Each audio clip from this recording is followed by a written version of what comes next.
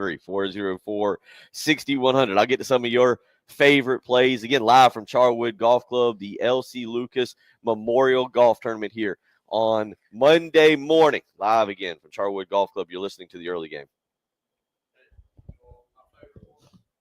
See the face of the quarterback from Vanderbilt when he walked off the field. That's a good candidate. He was a done deal. He wasn't coming back. He was getting hit all game. He was tired. You playing today? Yeah, with yeah.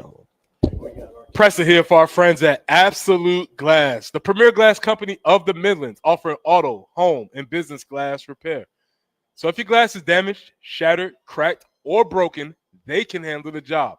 If it's a cracked windshield, that's no problem. They'll come out to your location and replace it for you, usually for free, and they work directly with the insurance company to take away the headache. That's right. They'll come out to wherever you are, school, home, work, Charwood, doesn't matter. Absolute Glass will take care of it for you. Now, if you're at home, you're looking to increase the value of your home with new windows or mirrors, Absolute Glass will take care of that for you too. Windows, mirrors, shower enclosures. Say it all the time. If you can see through it, Ray and Marianne at Absolute Glass can do it. So check them out online at absoluteglassinc.com. That's online at absoluteglassinc.com.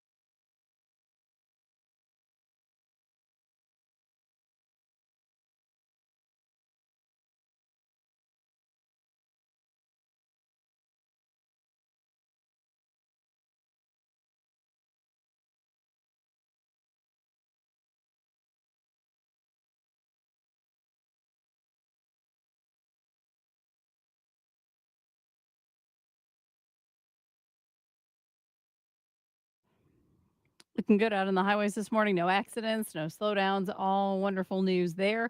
And the showers we have should be clearing out here very, very soon. We're looking at a high today of 76, 72 tomorrow under sunny skies, and sunny on Wednesday, a high of 63. A little bit of a cool down in the middle of the week because Thursday could see a chance of some rain and a high of only 58. Right now, 61 on the early game.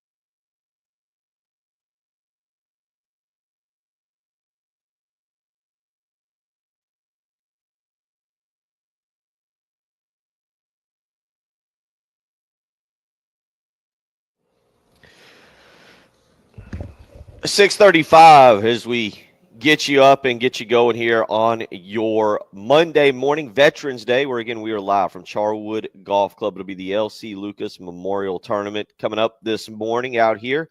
Hoping the weather will clear up just a little bit and we'll be able to get that in, tee off about 10:30 this morning. So excited for that. Again, happy Veterans Day to all out there. And of course, this tournament in particular, the LC Lucas Memorial Tournament, Mr. Lucas was a World War II Navy veteran. So part of the celebration today, and I'm sure that the weather will clear up and we'll be good to go. Do want to remind you about the Lawyer Lisa special teams contest. That was a little bit of a surprise. I thought we would see a trick play here or there, but South Carolina didn't need it over the weekend. Don't need them when you're playing defense like that and you got a running game. Just pack the special teams trickery away. We don't need it.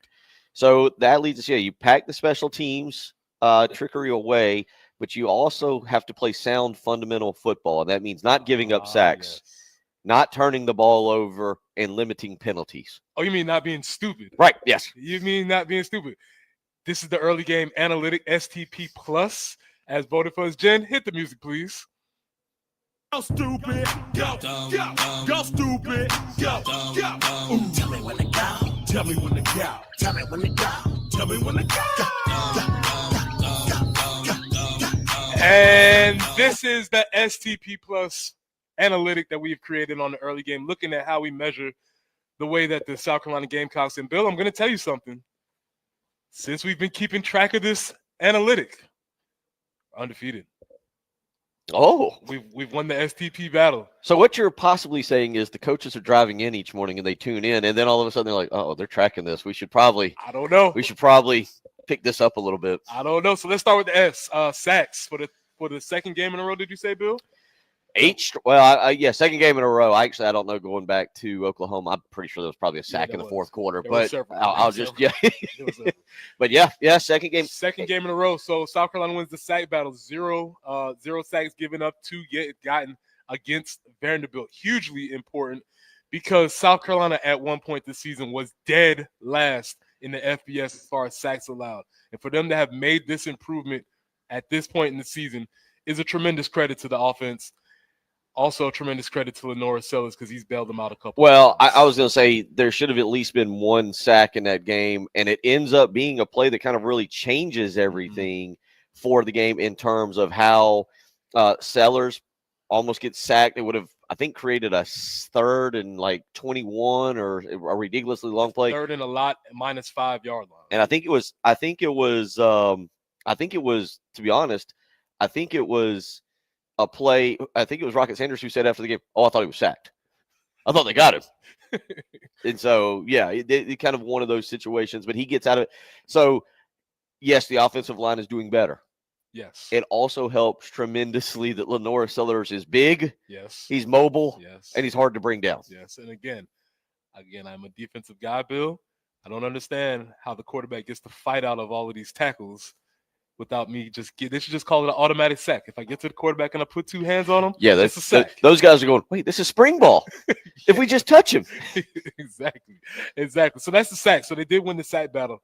And it got, again, the huge strip sack for Kyle Kennard, and which changed the momentum around, which we get to our next part, which is turnovers.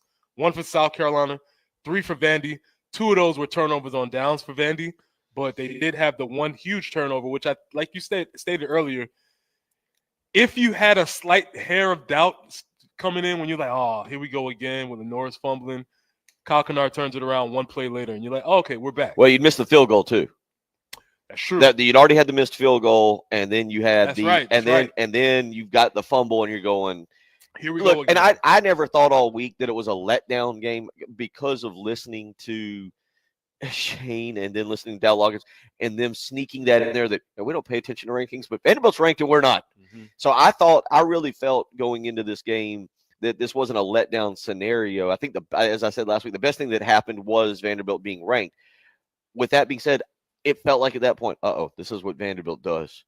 They drag you down into the muck. They create chaos, and it just becomes an ugly game. You've missed a field goal. Now Vanderbilt's gaining confidence. Now you fumbled, and Vanderbilt's got the ball at the 15. They're gaining confidence. Don't fall behind to this team, because this is how they have beat these other teams this year.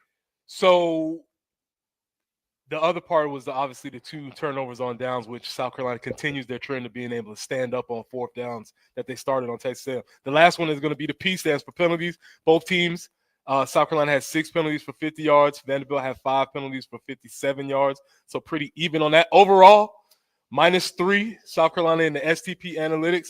Vanderbilt had 10. South Carolina had 7. So we've seen a trend. And this all started, if you're just joining us, this all started from a press clip where Dow Loggins said, before we improve going forward, we got to stop doing the things that help you lose games. And the things he said were sacks, turnovers, and penalties. And so since he said that, we've been keeping track of that. And since we've been keeping track of that, South Carolina has found a proven path towards victory. Gamecocks have rocketed up. Launch! They're now 129th in sacks allowed in the season. Let's go. That's up from 131. Poor Mississippi State. Yeah. Oh, hey, Oklahoma's still holding it down. Oklahoma's got, South Carolina sitting there. 32 sacks allowed in the season. Mississippi State, Southern Mississippi, Hawaii, Florida State, and Oklahoma all behind the Gamecocks. But good news there. They've moved their way up. Virginia and Louisiana Tech each have 31. The amazing part about this is that all of those teams below us are terrible. Yeah, that is a good So point. there's really not a lot of explanation as to why we're very good right now.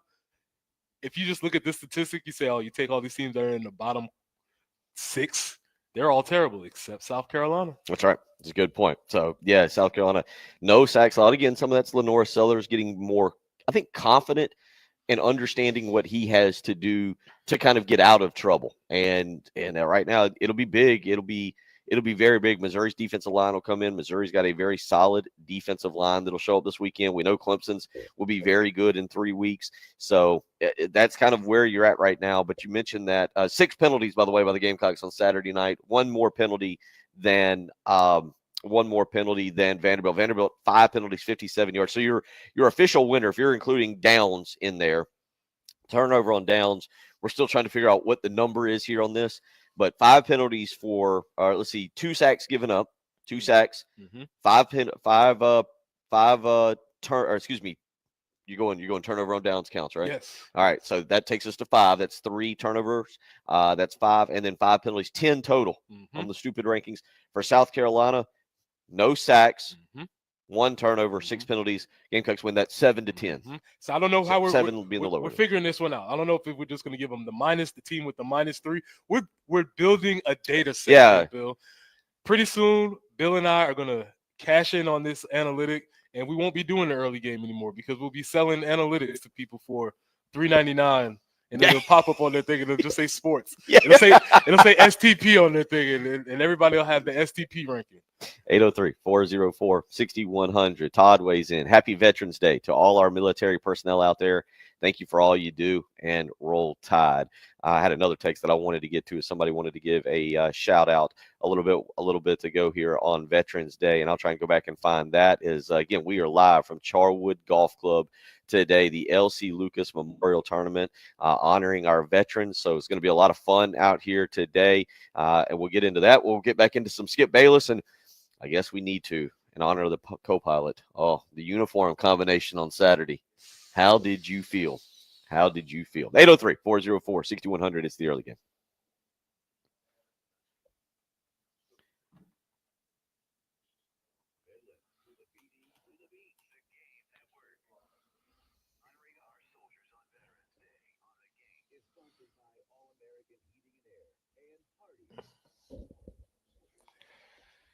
Preston here for our good folks at Buford Lending and Benji Getty. Buford Lending is the premier mortgage broker in the Midlands, and they'll offer state-of-the-art technology and record low interest rates. Their goal is to make your next mortgage experience in closing easier, cheaper, faster, and friendlier.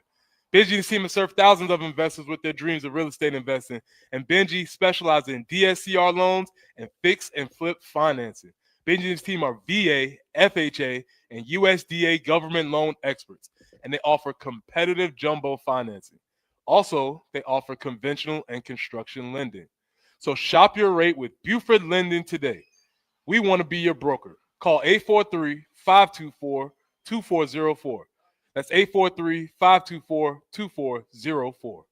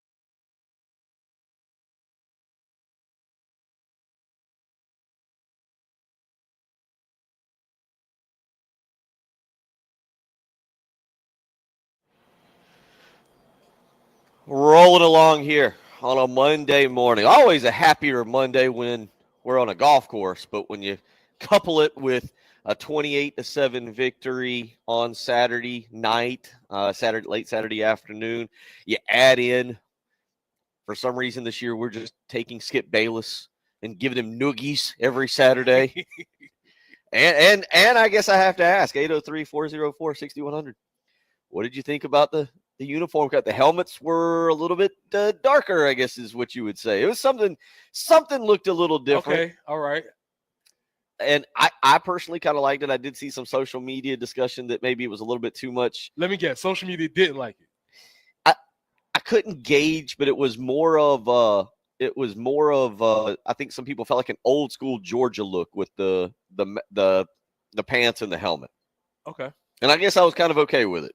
Yeah, we're gonna have to dial that in. We're gonna have to dial that in. We need to figure out what our thing is and get to it. Because if you was just a casual, I'm not sure you would have necessarily known that was South Carolina playing against Vandy. I was good with it. I was okay with the uniforms. I am a little bit of a uniform geek. I prefer if you made me like pick my favorites, the garnet helmets, the black jerseys, the white pants, nostalgia there from yesteryear.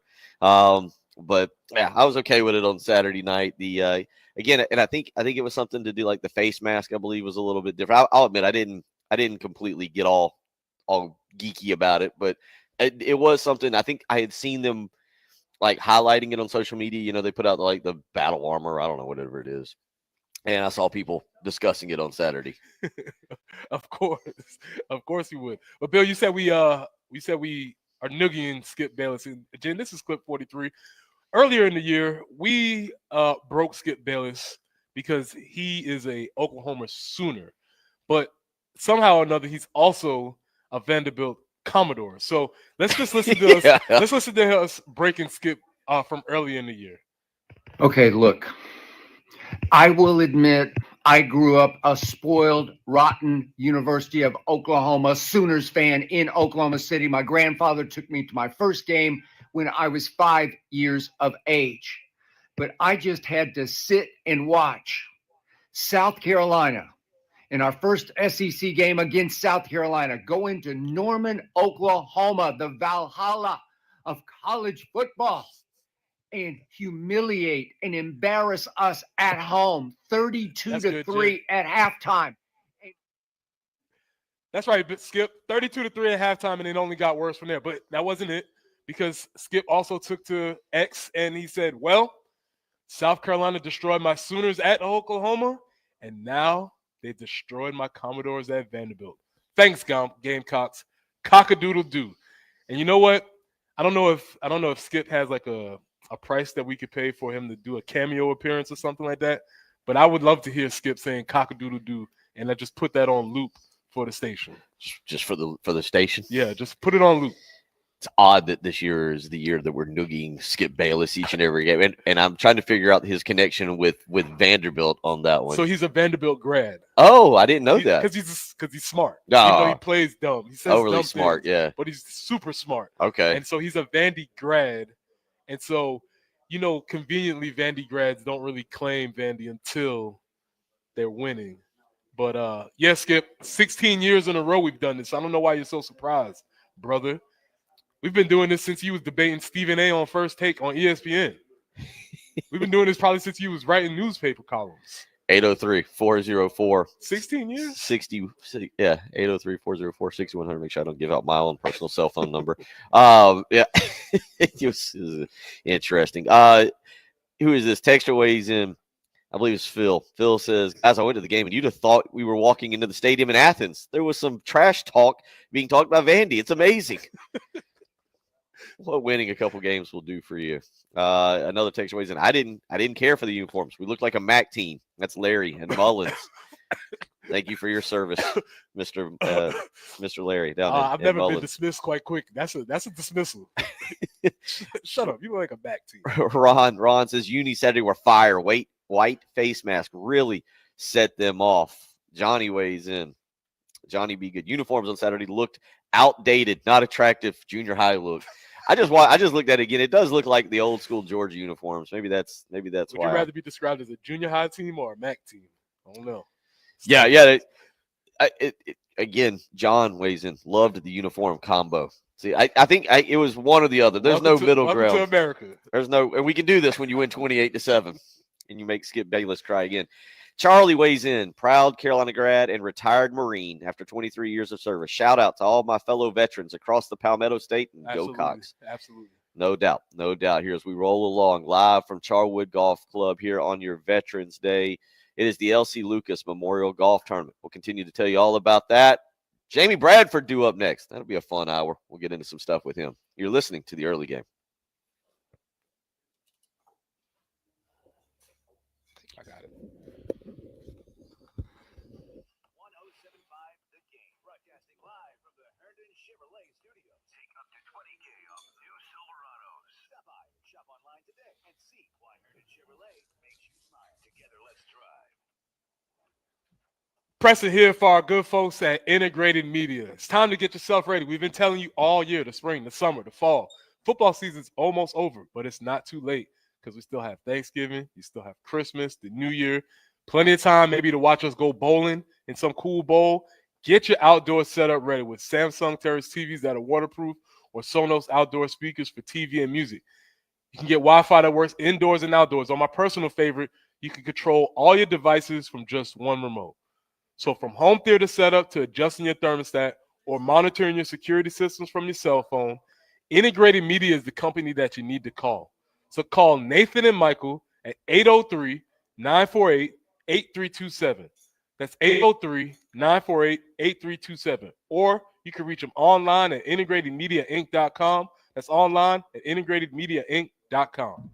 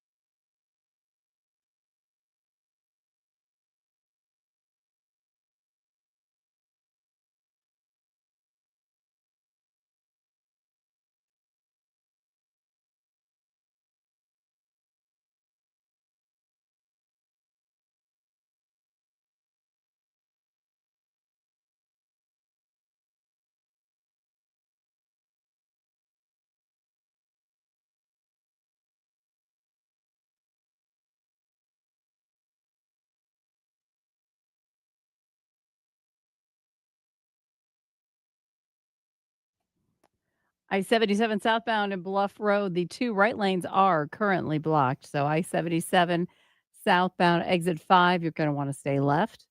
Also, a little bit of slow traffic, I-20 eastbound between White Pond Road and Highway and exit 92. So basically between exits 87 and 92 on I-20 eastbound, we do have a slowdown there. Any rain that we're seeing this morning should be fading away here shortly. Looking for a high today of 76. 72 will be our high tomorrow with some sunny skies. Keep the sun rolling into Wednesday, but the temperatures start to go down. 63 for Wednesday. And Thursday could be 58 with a little bit of rain.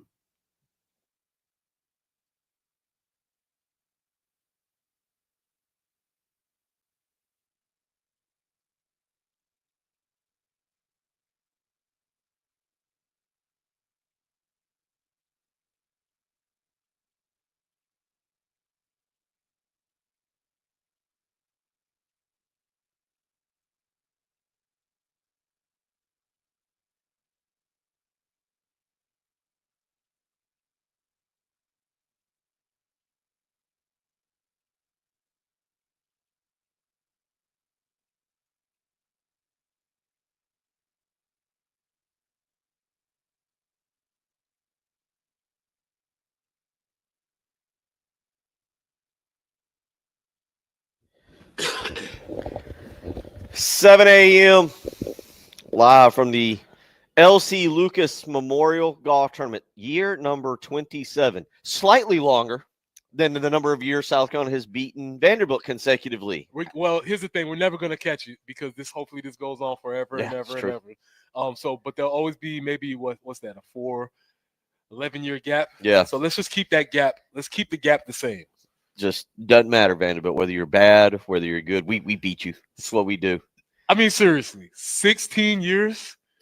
That's literally an eternity in sports. Think about how different the sports world was 16 years ago. I don't even know what year that was. I mean, what? This century we're 23-2. Is that right? Oh my gosh. Is that right? 23-2. I need to put out a feeler for any of those Gamecocks who lost to Vandy. Step up to the plate. Someone tracked down Steven Garcia. Mm-hmm. Chris Smelly. That's a good one. No, that Steve Spurrier let us down so bad with those losses. Hold that against him. 803-404-6100. We'll get to Jamie Bradford, and we'll get Jamie's hot take here on this in a second because told you, Preston, this uniform stuff, man. People fired up. Text ways in. The color was off.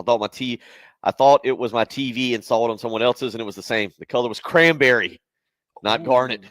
You know what? I think I tend to agree with that. Will weighs in. We need to lose the white circle around the block C on any and all helmets.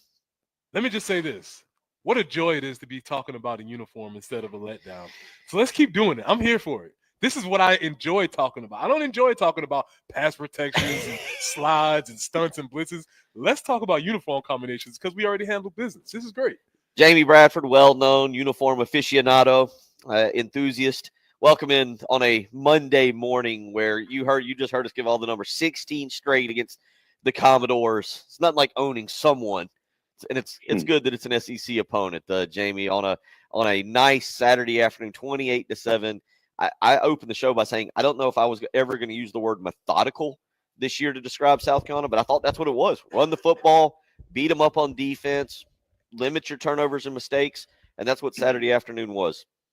Yeah, there's no doubt. I mean, when you have a defense like that, you're going to have a chance to win every game that you play, and it allows you to get comfortable on offense and kind of discover your identity. And South Carolina has certainly done that in the last few ball games. They're playing like one of the best teams in the country.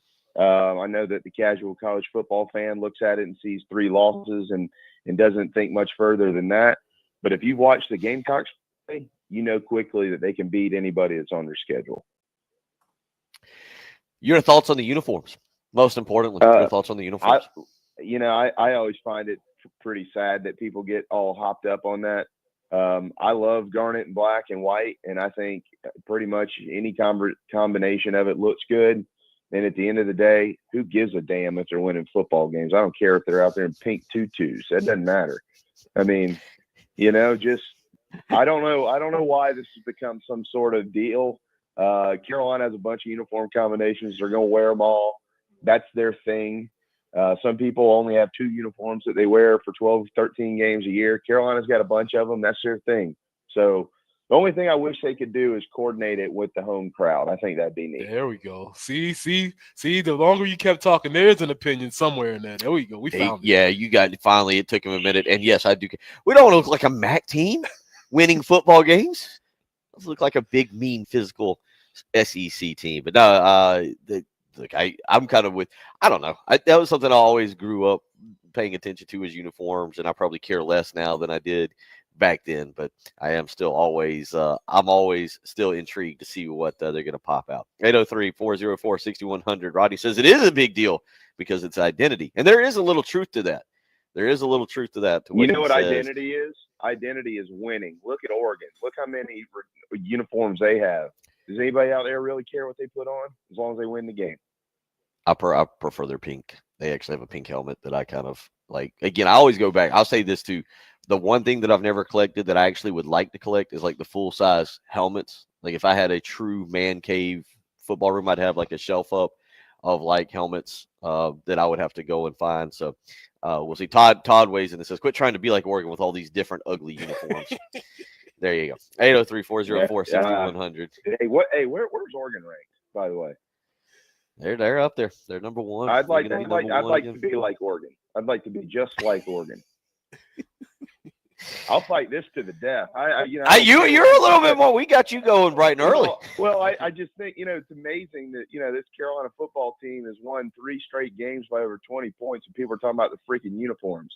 I mean, my God, let's get a life or a job or a hobby or something. But I mean, great. Gotta analyze.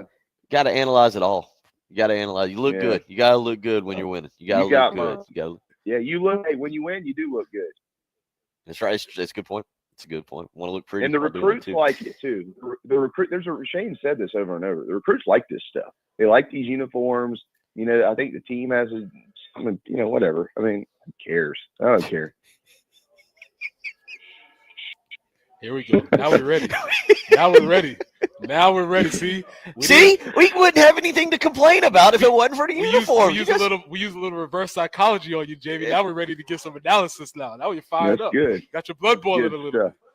That's my man. Yeah, and I tell you what, the by the way, I appreciate it. The text line 803-404-6100 is lighting up now with Kathy says, I dislike Oregon's uniforms. Most colors don't make me think Oregon. I enjoy Carolina's uniforms. They always reflect our team colors. Texter weighs in, agree with Jamie 100%. And then someone thinks that your cereal got peed in this morning. So so we're off. Let's go. Hey, they're still listening, aren't they? That's right. We're here. Well, Jamie, let's do this. We asked everybody what their favorite play was from the game. Singular play. My favorite play, I'm gonna take this one off the board. We said it already. My favorite play was the excellent screen call by Dow Loggins late in the game. That was my favorite play, maybe one of my favorite play calls all year. Taking that one off the table, do you have another play, singular play that stood out for you? Yeah, well, I mean, I think you got to differentiate like a play call that worked perfectly or just a play. Because if we're talking about just a play, Lenora Sellers avoiding the sack and hitting Jared Brown for that deep throw was. That's what that kid can do. I mean, was that 51 yards, right? So, yeah, and and it's not like that. That happened. They were inside their own 10-yard line, and that's where that happened. I mean, that's a deflator. So I thought it was a huge moment in the game, but it was also indicative of what type of quarterback the Gamecocks have. He had another one earlier in the game where he broke out right and found Nick Harbor, and quietly Nick Harbor is developing. Now, I think he had one that went right through his hands against A&M and hit him square in the face mask, but he's coming up. But to your point, you're talking about that Jared Brown play, but that play to Nick Harbor was huge too, and Harbor turned it upfield and made some yardage. So Nick did 2 really interesting things on that. First, he ran his normal route, then he came back, and I'm assuming some type of scramble drill, came back to Norris, made himself available, caught the ball, got upfield. Those are the type of things that you think are instinctual, but one, they're coached, and 2, he's taking coaching. So that is another. If you was looking for a play that could indicate his development, that is a great play. The other thing, an observation, and Jamie and Preston, tell me I'm wrong or disagree with me or agree. We've talked a little bit about this, and Jamie, you've talked about it with us too. Dow Loggins is having to learn to call plays with Lenora Sellers, and it does feel like coming off of the bye week. I don't know if it's Sean Elliott getting a little bit more involved. It feels like some of the plays are a little bit different for Lenora Sellers that suit his skill set. And I don't know if that's Dow Loggins learning and feeling more comfortable calling those plays, something that maybe he's never called in his past on certain possessions. And Jamie, I'll start with you, then Preston, get your take on that. Yeah, no, I agree with that. I think they had a little bit of a reset, but I think it really came down to who are our best players and how many times they get the football. And, okay, so once again, this week, obviously Lenore Sellers is going to have it in his hands every time. He's the quarterback. But, they have found a system where Rocket Sanders catches the football and obviously runs the football. They're using Josh Simon the way that they probably need to have used Josh Simon for 2 straight years. I mean, he's on a heater right now. I mean, but also when it comes to actually running the football and some of the designs, a lot of those too, and Preston can probably speak on this much better than I can, but a lot of these, like you see a lot of these quarterback design runs and stuff like that are off tackle and out towards that. Look, those are, you said don't run your quarterback 20 times a game, and I agree 100%, right? But a lot of these things are also, they are low percentage as to what type of danger he's going to be in. They're giving him some space, and then he's able to slide, he's able to get out of bounds, or if he needs to get an extra yard. But these aren't just a bunch of runaround plays where he's going to get popped by somebody he's not paying attention to. So, I think that they have kind of settled into a little bit of an identity here, but it really centers around making sure that their best players have the football in their hands. Preston, your thoughts on that? You said it, Jamie. One of the adages for offensive play callers is players, not plays. And you just hit it dead on the head. We figured out, hey, we got some guys that can make plays. And when you get these guys more opportunities, they will be able to do things for you. You look at the amount of explosives that we had. To Dow's, he said it. We didn't really want to hear it. It's tough to call plays when you don't get any explosives. It's true. When everything is hard, when everything is 3 or 4 yards at a time, it's really tough to call offense. But when you get some explosives, you get some 20-yard runs, you get some 30-yard passes, now all of a sudden that opens up a lot of things in your offense. So, yeah, I think things are coming together for them. I think, again, healthy Rocket Sanders and Lenora Sellers, but healthy Rocket Sanders now, people are having to respect what Lenoris can do running the ball, and it's opening holes, and we're seeing what Rocket was fully capable of. This was the guy. Right. This has been the guy that you expected to get in the transfer portal, and it took him a little time, but he's healthy. And I think most importantly, the last 2 games in particular, Lenora Sellers just looks comfortable.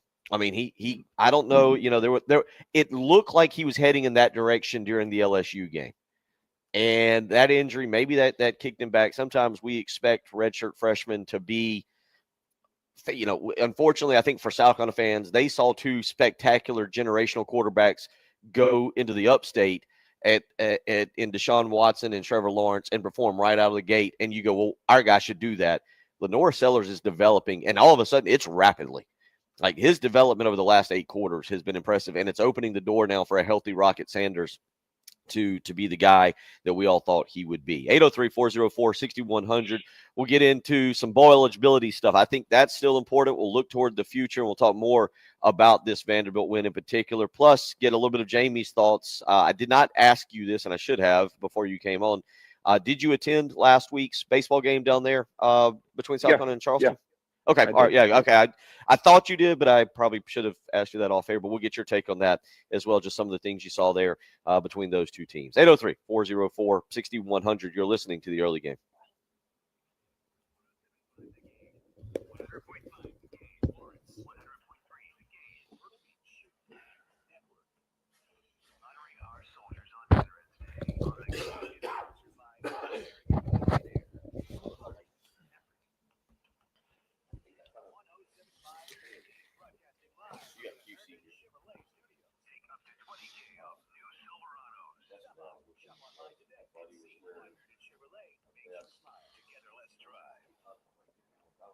Do you wake up with joint pain, whether it's old injuries or simply getting old? Or maybe they've told you that it's time for a knee or hip replacement. Well, relax. Stop what you're doing and listen. You deserve a life of comfort and ease with no surgery and no meds, and QC Kinetics can get you there. QC Kinetics is the nation's leader in regenerative cellular treatments for joint pain. This is an all-natural approach that harnesses your body's healing properties to treat the root cause of your arthritic pain. And you can have real, lasting relief from chronic joint pain without drugs, surgery, and you won't have any downtime. So discover your options with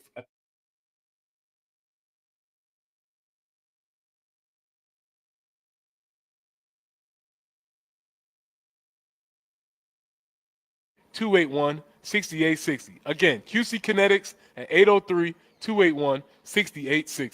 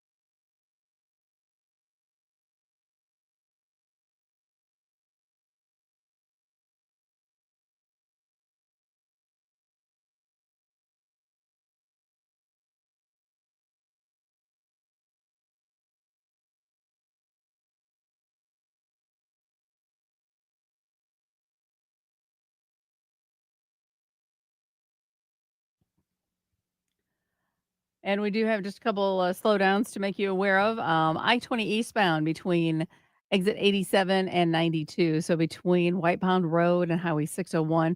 Slow traffic. Don't really have a reason as to why, but it is slow moving. So be careful there. Other accidents actually have been cleared. So great news there. 76 is the high that we're looking for today. A couple of these early showers will be moving on out. 72 with sun tomorrow. 63 on Wednesday with some sunny skies. But it cools down even more on Thursday. Might see some rain with those cooler temperatures. 58 is what we're looking at for Thursday. Currently 61 on the early game.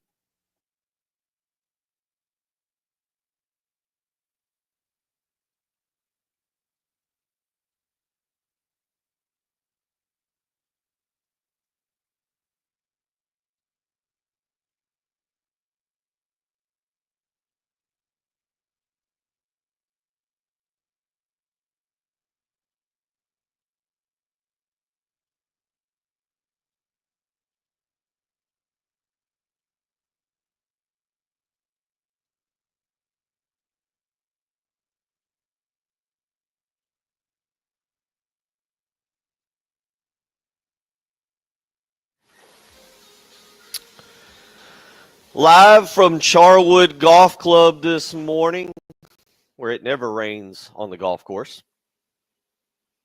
Okay, except for today apparently. But it's going to move. We're going to have a great day out here. The LC Lucas Memorial Golf Tournament where we are at this morning here on Veterans Day. Again, Mr. Lucas was a World War II Navy veteran, and that's why we are out here today. And later on today, from 12 to 3, the halftime show will be live at Hardee's on 496 Piney Grove Road. You can swing by, grab yourself maybe a burger or some chicken, and hang out with the crew from the halftime show. Go by and see them 12 to 3 today at Hardee's on 496 Piney Grove Road. Say hello and hang out with them, Preston, much as we have got people hanging out with us. I believe we see maybe some onion sausage being prepared and some other delicious items. So we're hanging out here. Again, thank you to Rock and Daniel Lucas. Of course, we always love being out here. We'll have some information coming for you here soon about the 107.5 The Game golf tournament that will line up the spring tournament, if you will, and a chance to come out and hang out with us in the spring.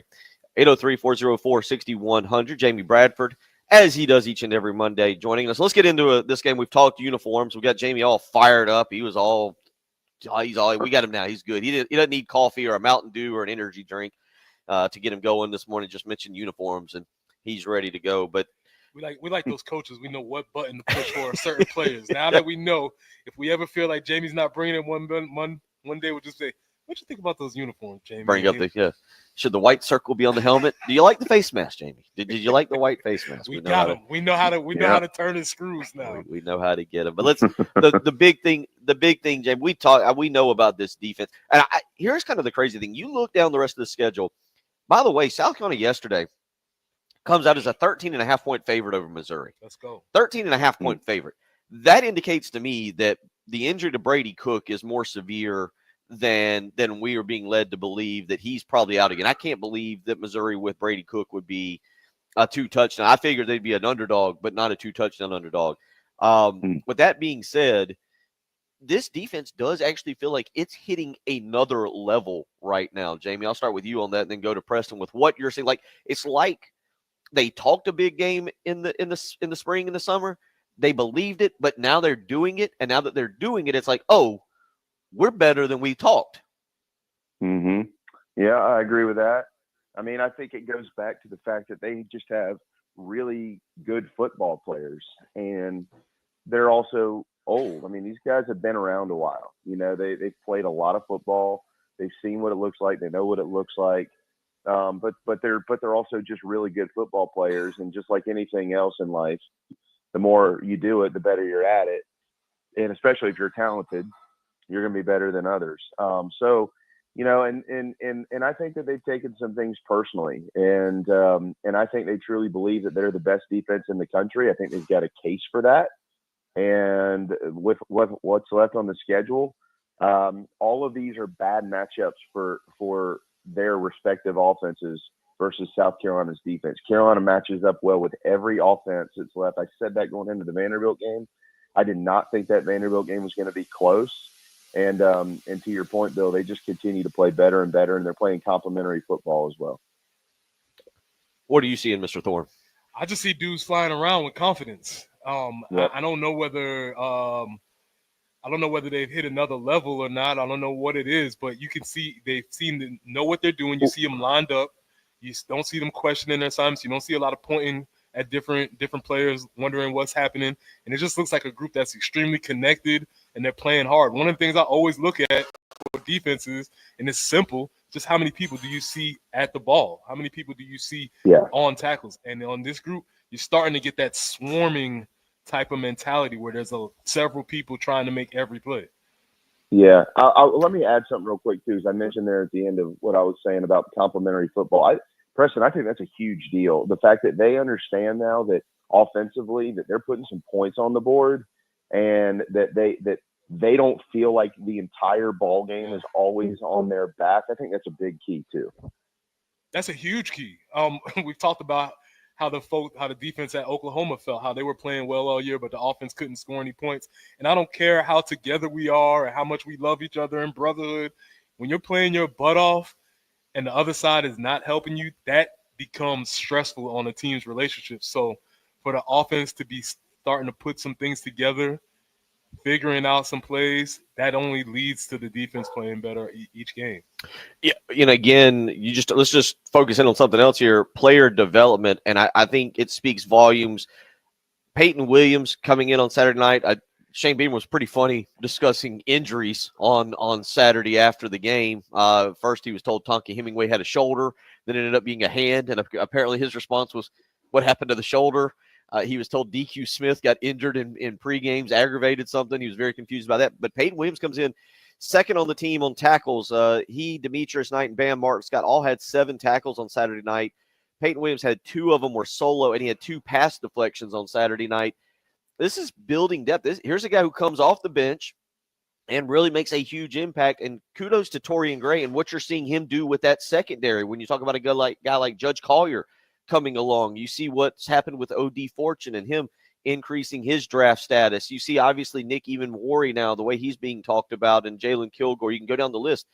I think it's important to really give kind of the defensive coaches their roses for development of these guys, whether you're talking about Travian Robertson on the interior or Sterling Lucas with the edges and Clayton White with the linebackers, and again, Torian Gray with the secondary, Preston. Yeah, absolutely. And especially I'm always paying attention to the defensive line, where you're starting to see less snaps for the starters, more snaps for the reserves, and you're not seeing a drop off in the play.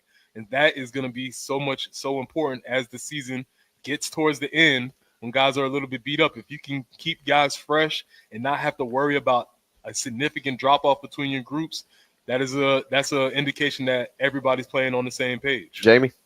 Yeah, 100%. It was neat to see Brian Thomas get another sack the other day. To your point, hey, look, one of the things that's funny about football is when you have no depth or you're struggling and a reserve player is in there, or somebody who's not necessarily a starter, and things go wrong, that becomes the point of conversation. I'll bet you at least 3/4, if not 9 out of 10 people didn't even realize Peyton Williams was in the game because things were going well. They probably had no idea they hadn't seen DQ Smith on the field because things were going well. Now, if they weren't going well, you'd be talking about depth and needing to recruit out of this position and blah, blah, blah, blah, blah. All those things become hot button issues. But Carolina's defense has been so good that people, and that's not any disrespect to DQ Smith. That's not how I mean it. I just mean that people are seeing a product that is really, quite frankly, an A-plus product on the field, and they're not caught up in personnel. They're just caught up in what's happening, and what's been happening is really, really good. 803-404-6100 will come back. We'll shift gears just a little bit with Jamie. He was there last week for South Carolina and Charleston, College of Charleston, Chad Holbrook's team down there. As Paul Maneri said, it was a loss, but it didn't affect the RPI. It didn't affect the win-loss column, and it had no bearing on the spring in terms of that. We'll let Jamie kind of weigh in, though, on what he saw from that baseball team last Thursday. I think it was Thursday night, if I'm thinking correctly, Jamie. We'll get your take on that as we roll along here. Monday morning, live again from Charwood Golf Club. You're listening to the early game.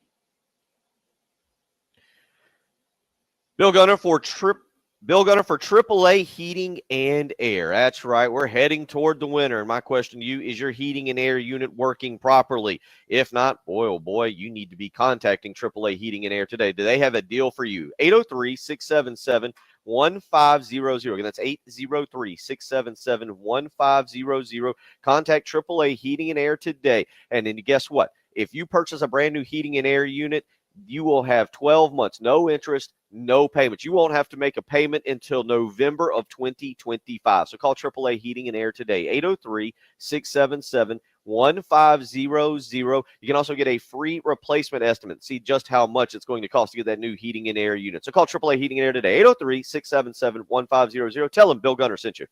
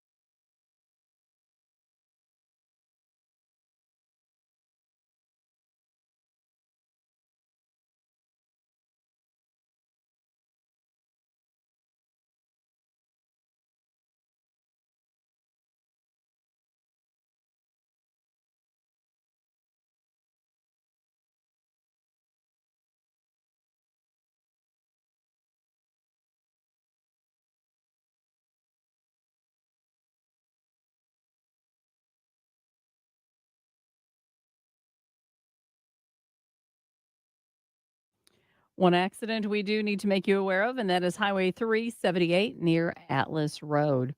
Aside from that, we really are having we are not Mondaying so far traffic wise, so we like that. 76 for the high today. Any of these early showers should be clearing out. 72 with sunny skies tomorrow. The sun continues through Wednesday. A little bit cooler, high of 63 before we get some rain and even cooler temperatures for Thursday. Looking for a high of 58 before back up to the upper 60s on Friday. Right now, though, it is 62 on 107.5 The Game.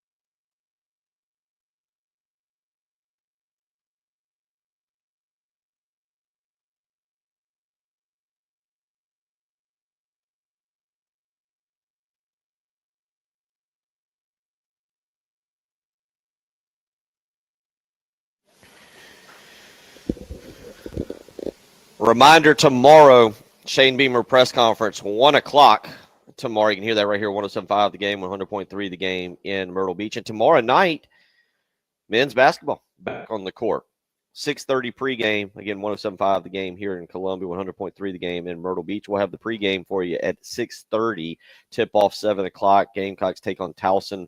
We'll try and get to some basketball talk maybe in hour number 3. Also, Jen, we'll give away a pair of tickets in hour number 3 to tomorrow night's game. So continue to listen. We'll do that in the opening segment of the 8 o'clock hour. If you want to set your dialing fingers accordingly, we will give away a pair of tickets to tomorrow night's basketball game against Towson coming up at the start the 8 o'clock hour. 803-404-6100. Speaking of moving away from football a little bit, yesterday, women's basketball team, they go and get the job done again, Preston and Jamie. A good win for them. So they open the season back-to-back impressive victories to get things going right off the bat. I had one thought, Yeah. and I thought about our friend Aaron Lucas, who said he had to compete against Joyce Edwards last year, and I was just like, man, that must have been a losing proposition because she looks like she is ready. She looks like she is ready to step in and be a pivotal playmaker on this year's team. Jamie? Yeah, they're. I mean, they don't miss a beat, do they? I mean, everywhere you look, there's talent, and Dawn, you know, she's so incredible in how she draws out the best in her players. I mean, she identifies what they do well, what they don't do well, what positions they succeed in, what positions they don't succeed in, both on and off the floor, and then she develops, and she signs really good players. I mean, this is going to be another year where it runs through. If you win the national championship and you're not named South Carolina, you probably had to beat them to get there. Yeah, one thing, you know, last Monday, a week ago, Monday night's game was sloppy by them, but they were 25 of 75 shooting last week. And yesterday, a little bit different, 32 of 64. They did only make 4 3-pointers. Tina Paopao was 3 of 7. The only other person to hit a 3 was Malaysia Fulwiley. That I don't want to say that's scary, not for South Carolina. That's scary for everybody else that right now they're doing it without really hitting the long ball. Tessa Johnson played only 9 minutes yesterday, didn't attempt a 3-pointer. Tahina Paopao leads the way, 23 points yesterday, 3 rebounds for her. You mentioned Joyce Edwards, 8 points, 5 rebounds. Yeah, look up. She's kind of getting things going. Malaysia Fulwiley, 18 points off the bench, 8 of 14 shooting. They've got Coppin State this week. We'll get back to paying attention to the women. It's all right, Coppin State. Good luck, ladies with of Coppin State. Congratulations! Come up and play the champs. Hope you enjoy it. Take a lot of pictures. Come go see the statue. say hello to Dawn, and do all the things. Yeah, that'll be later on this week. They'll have a run of games here: Coppin State, East Carolina, and Clemson. At least Clemson game will be it's next Wednesday, the 20th. It'll be on ESPN2 for that. Men's team wins Friday night over South Carolina State. Don't look now. Don't look now. North Florida. Does anybody? Jamie, do you know what they did yesterday? They beat Georgia Tech. Yep. Oh, North Florida's 3-0. okay. Hey, Okay. Took down Georgia Tech yesterday. All right. So, hey, maybe that who knows? Who knows? But more importantly, it's going to take time, in my opinion. It just doesn't feel like the chemistry is right with this basketball team, even though they won in convincing fashion on Friday night. But it just feels like it's a little off right now. It's going to come. I really think it's going to come. It's a matter of getting into these games and playing them. And again, Towson tomorrow night. Jamie? Yeah. I'm with you, Bill. I think that in almost every other year, if this program came out of the gates and got beat by North Florida, you would have the feeling of, oh, here we go again. That's nowhere near my train of thought. They're too talented. They're too good. They're well coached. I mean, they certainly have some things that they need to get better at, like hitting free throws and figuring out their rotations and things like that. But it's there. The nucleus is there. They get good chemistry on this basketball team. It just needs to translate to the floor. And as Coach Parrish told me before the season, we have good basketball character. And when you have good basketball character, you win a lot of games. I think they're going to be fine. Jacoby Wright really stepping up Friday night, 20 points for him, 4 of 7 from three-point range. Colin Murray Boyles, maybe extra, I don't know, 19 points, 16 rebounds for him, 14 points for Jamari Thomas. You had 10 for Zach Davis. Cam Scott, look, he's going to learn. He was 2 of 12. He was 1 of 7 from three-point range. I'm with Jamie on that. You talk about basketball character. The basketball talent is very good on that roster. Now, I do think that you've got to work on a few things in terms of the post. That's where I'm most concerned, especially when they get into SEC play. But I think part of that, again, is Nick Pringle figuring out his role with this team and how he fits in. And that's why I'm saying that it's just a chemistry thing. Look, they won 86-64 the other night, Preston. But to me, it's going to – when the chemistry clicks, this is going to be a really fun team to watch, I think. And it's going to come here, I think, in the next few weeks. It's just getting some games under their belt and not having another slip up like they had last Monday night. Yeah, I don't think they'll have that slip up. The only thing I wasn't paying attention to the score. I was looking at rebounds because that was indicative of their effort and their hustle.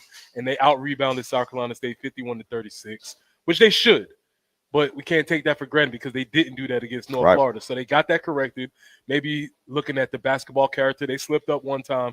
I don't expect that to happen again with this team. So good victory, moving onward. Jamie, you were in Charleston last week. South Carolina came down there. Fun exhibition game. These two teams, Charleston and South Carolina in baseball, they'll meet. I think it's March 18th at Segra Park, I believe, is the date for that game. But your observations from what you saw from Paul Maneri's team down there in person. Yeah, I like them. Got a chance to spend some time with Coach and Monty Lee before the game and talked about some of those guys too and what they were planning to do that night, and he's still trying to learn all his guys. This is very much a learning experience of a fall for Coach Maneri, but he's got a pretty good idea of what he thinks are going to look like. They're good. They're solid. They've got depth. They've got arms. I think position wise, I think they have some options. So we'll kind of see what direction they go there as far as laying it out there defensively, but they're good. And they're going to have a solid year. And when you have a solid year in the SEC, you've got a chance. I certainly like where they are. What did you take away from the pitching? I know, again, a lot of different guys throwing. Correct me if I'm wrong, it was Jake McCoy who got the start, and that's a guy that I really like. What did you take away from the pitching when you saw him? They've got good stuff. You can tell that they're working on things, which is what the fall is all about, working on things. So it's not like that was the World Series. I mean, they were trying to certain pitches and certain counts, and let's see if you can get one by him here, and let's see if you can do this here, et cetera, et cetera. They got a bunch of live arms. They've got big kids. And, and you can tell that they look good. I mean, they look the part. So, yeah, I like the staff. I think there's more depth on that staff than maybe they even initially thought. But they've got 4 or 5 arms that are going to be the leaders of that thing. And all those guys are SEC dudes. They'll have good years. Are ready to go. 803-404-6100. That's how you can weigh in with anything you hear this morning if you want to text in. With that, we'll come back. We'll take a look around the big picture college football. Georgia goes down. Miami goes down. Something happened in LSU. Apparently, they got too fired up during game day. Did anybody tell Pat McAfee what you can and can't say on television? Oh, they've told him several times. I don't think he cares. Did he blame that? Was it just like, hey, the crowd said it, I didn't say it. I didn't know they were going to say it. Wild environment, not so much for the game itself. We'll get into a look around college football with Jamie Bradford, myself, Preston Thorn. You're listening to the early game.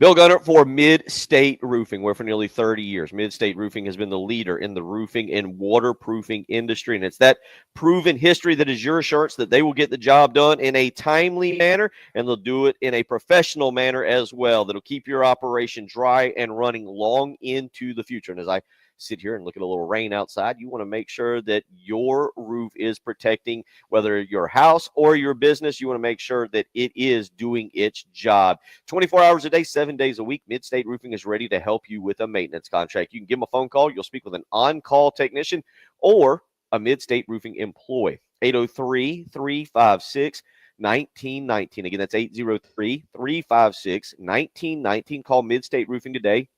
You can visit them online as well, midstateroofing.com. Don't wait another day. You know what they say. If you've got a leak, let Mid-State Roofing take a peek.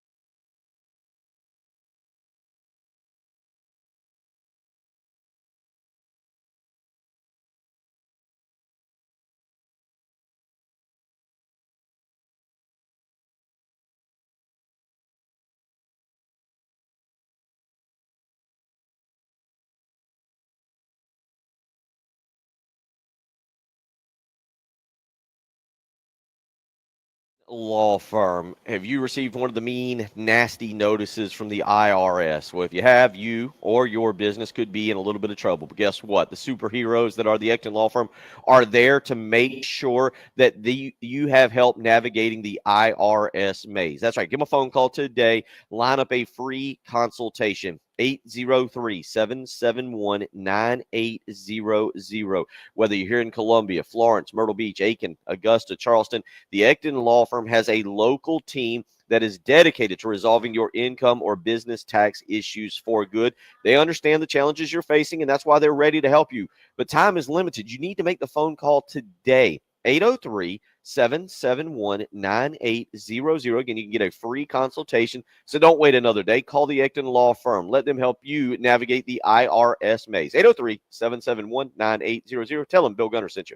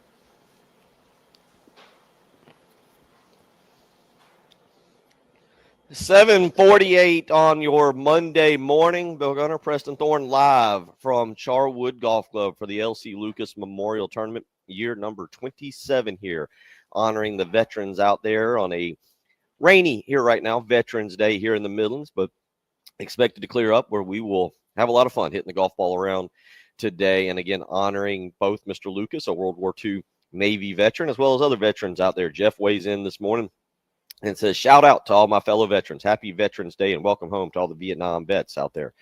So we roll along with that. I believe Rock Lucas here will join us in just a little while. We'll talk more about this particular event and what it means to him and his family, and, of course, Charwood itself. Of course, this hour we're joined by Jamie Bradford, who does so each and every Monday. And, guys, waiting patiently. We're about an hour and 10 minutes away, I believe, from SEC shorts. And given that the Vandy guy, the Vandy character, was at the game this past weekend, even got a shout out from Shane Beamer.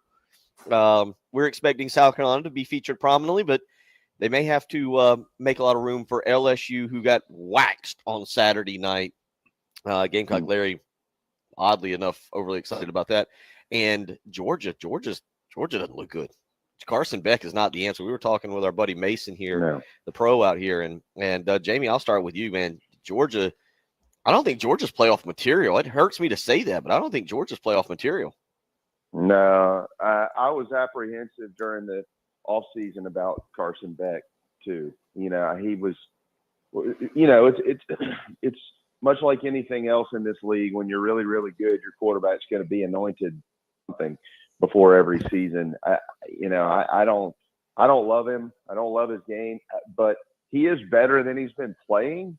I think he's lacking some confidence right now, and they got to find a way to get that back if they want to be in the college football playoffs. Preston, what is your take on your brother's a Bulldog fan, so I know you keep a little bit closer eye on him. I get the feeling maybe there was a limited discussion over the weekend. Wasn't a lot of talk. Wasn't a lot of talk with me and my brother. I love you, bro. But he was quiet. I was quiet. It was one of those things. We've already discussed it. He was of the opinion of how much he thought Georgia fans overtook Stetson Bennett for granted. Yeah. And he said that consistently, and I think that's bearing out. I think they got away with it a little bit last year. And I don't know whether it's a slump. I don't know what it is, but as Jamie said, Carson's better than what he's been playing, but right now he's not playing well, which makes me think, and I'm trying to think of the quarterback that we were so hot and heavy on. Gunnar Stockton. What's up with that? Well, remember they got Jaden Rashada too. What's up with that? I don't know. There's got to be. Seems like there should be another answer because Carson Beck is not it right now. Yeah, he's struggled, and again, Georgia's got Tennessee this weekend, and that's another semi-elimination game for I think you would put Tennessee in the elimination category there in terms of what would happen if Georgia. Oh yeah, your brother was not happy. Preston showed me the text message. Jamie, who do you take this weekend, Tennessee or Georgia in that ball game? I don't know, man. Is that game? I don't even remember where it's played. Where are they playing that game? I believe it's in Athens this year. I have to go back and look real quick. I was pulling that up as you asked. I believe it's in Athens this week. Yeah, I don't know. I guess I'd still give the edge to Georgia then, but I don't know. I think Georgia's at like a 9.5 point favorite or something now, aren't they? That game is in Athens. You're right. Yeah. I don't know. I guess I'd stay with Georgia, but that's not very confident, so nobody listened to me. I believe that's the next. I said it was this weekend. It's next weekend that they actually have that game. Florida LSU is the big game this weekend. Georgia and Tennessee, I believe, is next weekend. If I'm thinking correctly, I might have my dates mixed up on that. I got to sure? my overall schedule. I'm looking. Let me go back here. I thought it was this weekend, and then I just was glancing. I kind of went down my own personal rabbit hole of looking. No, it's on the 16th. It's this weekend. Yeah, okay. Yeah, 7:30, and you're right, Georgia by 9. I thought it was this weekend, and then I skimmed past it. I was like, oh. Looking around other college football, Miami goes down. Is Miami a fraud? Is Miami a legitimate fraud? Yeah, I called this on Friday. I'll pat myself on the back. I thought that this would be a trick for them, and it was. I don't know if they're a fraud or not, but they've been playing with danger for a while, man. barely survived already. They did not survive on Saturday. So hat tip to Brent Key and the Rambling Wreck. Real quick, hat tip to former Gamecocks, Byron Gerardo, on the strength staff down there, and Corey Peoples coaching the defensive backs with Georgia Tech. So always got my eye on those dudes, and they're doing well. Yeah, obviously that victory for them. And we've got about a minute left here. Indiana is 10-0. Yeah, they're good. They're I don't think they get enough credit, to be honest, because they haven't played a very challenging schedule, and they're Indiana. But if you actually watch, much like South Carolina, if you actually watch them play the games, they're really, really good. And they're tough to beat, man. They don't beat themselves either. They get Ohio State next weekend. That'll be Ohio State is at the home of the Fighting Ryan Blinskys this weekend. They'll play Northwestern at Wrigley Field in Chicago. I might put on a Bobby Knight red sweater for that game.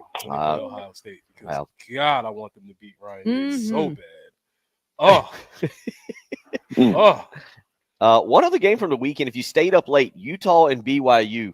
Did you two see? Did any of y'all see what the Utah athletic director did? I did. Utah athletic director not happy with the Big 12. And you know what? Good. There needs to be more of that. Good for him. I don't blame him at all. I do think they got that game stolen from him. I agree with him. Jamie, we always appreciate it. A lot of fun today. Next week, we're going to need a full uniform analysis of what South Carolina wears for their home game. Well, all that stuff aside, one of the great days of the year in our country. Happy Veterans Day, everybody. Thank you for what you do. Appreciate that, buddy. Have a great rest of the week. We'll catch up with you next Monday. Thanks, guys. See you. Appreciate you.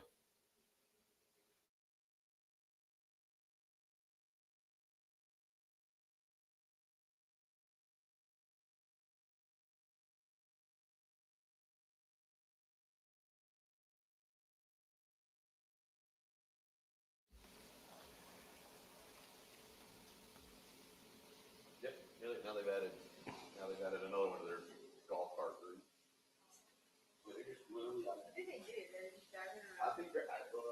I think they've been doing that forever. That old man holding on for dear life.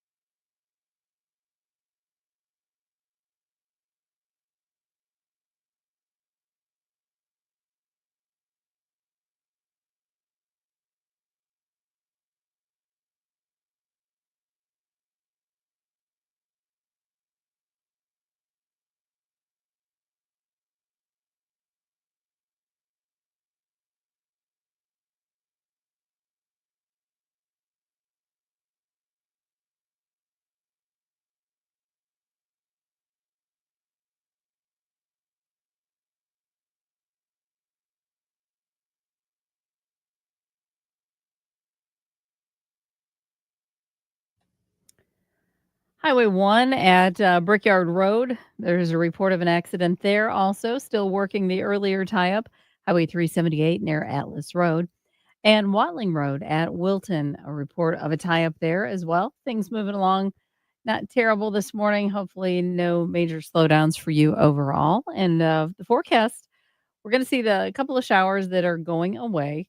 76 will be our high today and 72 tomorrow. 63 on Sunday. On Wednesday, sunny both days. Come Thursday, though, we'll see some rain and a high of only 58 before we get back to a high of 67 on Friday. Sorry, I had a little bit of a glitch there, but right now it's not looking too bad. We are cloudy and we are 61 degrees on 107.5 The Game.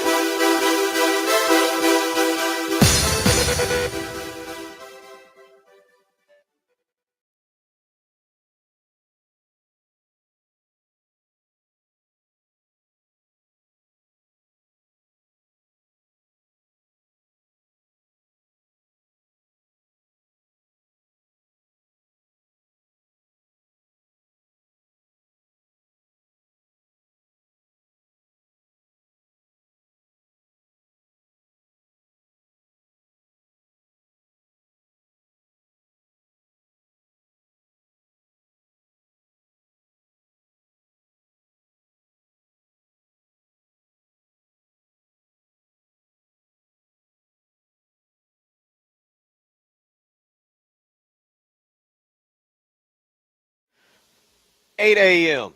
Final hour here as we are live from Charwood Golf Club for the L.C. Lucas Memorial Tournament today, honoring Veterans Day, honoring vets such as Mr. Lucas, who was a World War II Navy veteran, and we're always thrilled to be out here with our good friends Rock and Daniel Lucas and the whole crowd from Charwood out here as we are back out here watching them get all set up and get the carts going, and we'll have a really fun morning. We've enjoyed some delicious sausage here. We got our coffees or waters, your tea, I believe, and will be a lot of fun. And we always appreciate Charwood having us out here, whether it's our golf tournaments in the spring and whether it's our golf tournaments in the spring or in the fall. I say fall, in August, or whether it is the Memorial Tournament here today, the LC Lucas Memorial Tournament. We appreciate Rock and Daniel having us out here. And again, happy Veterans Day, and thank you to all the veterans out there for their service. And we'll get into that a little bit more later on this hour. But right now,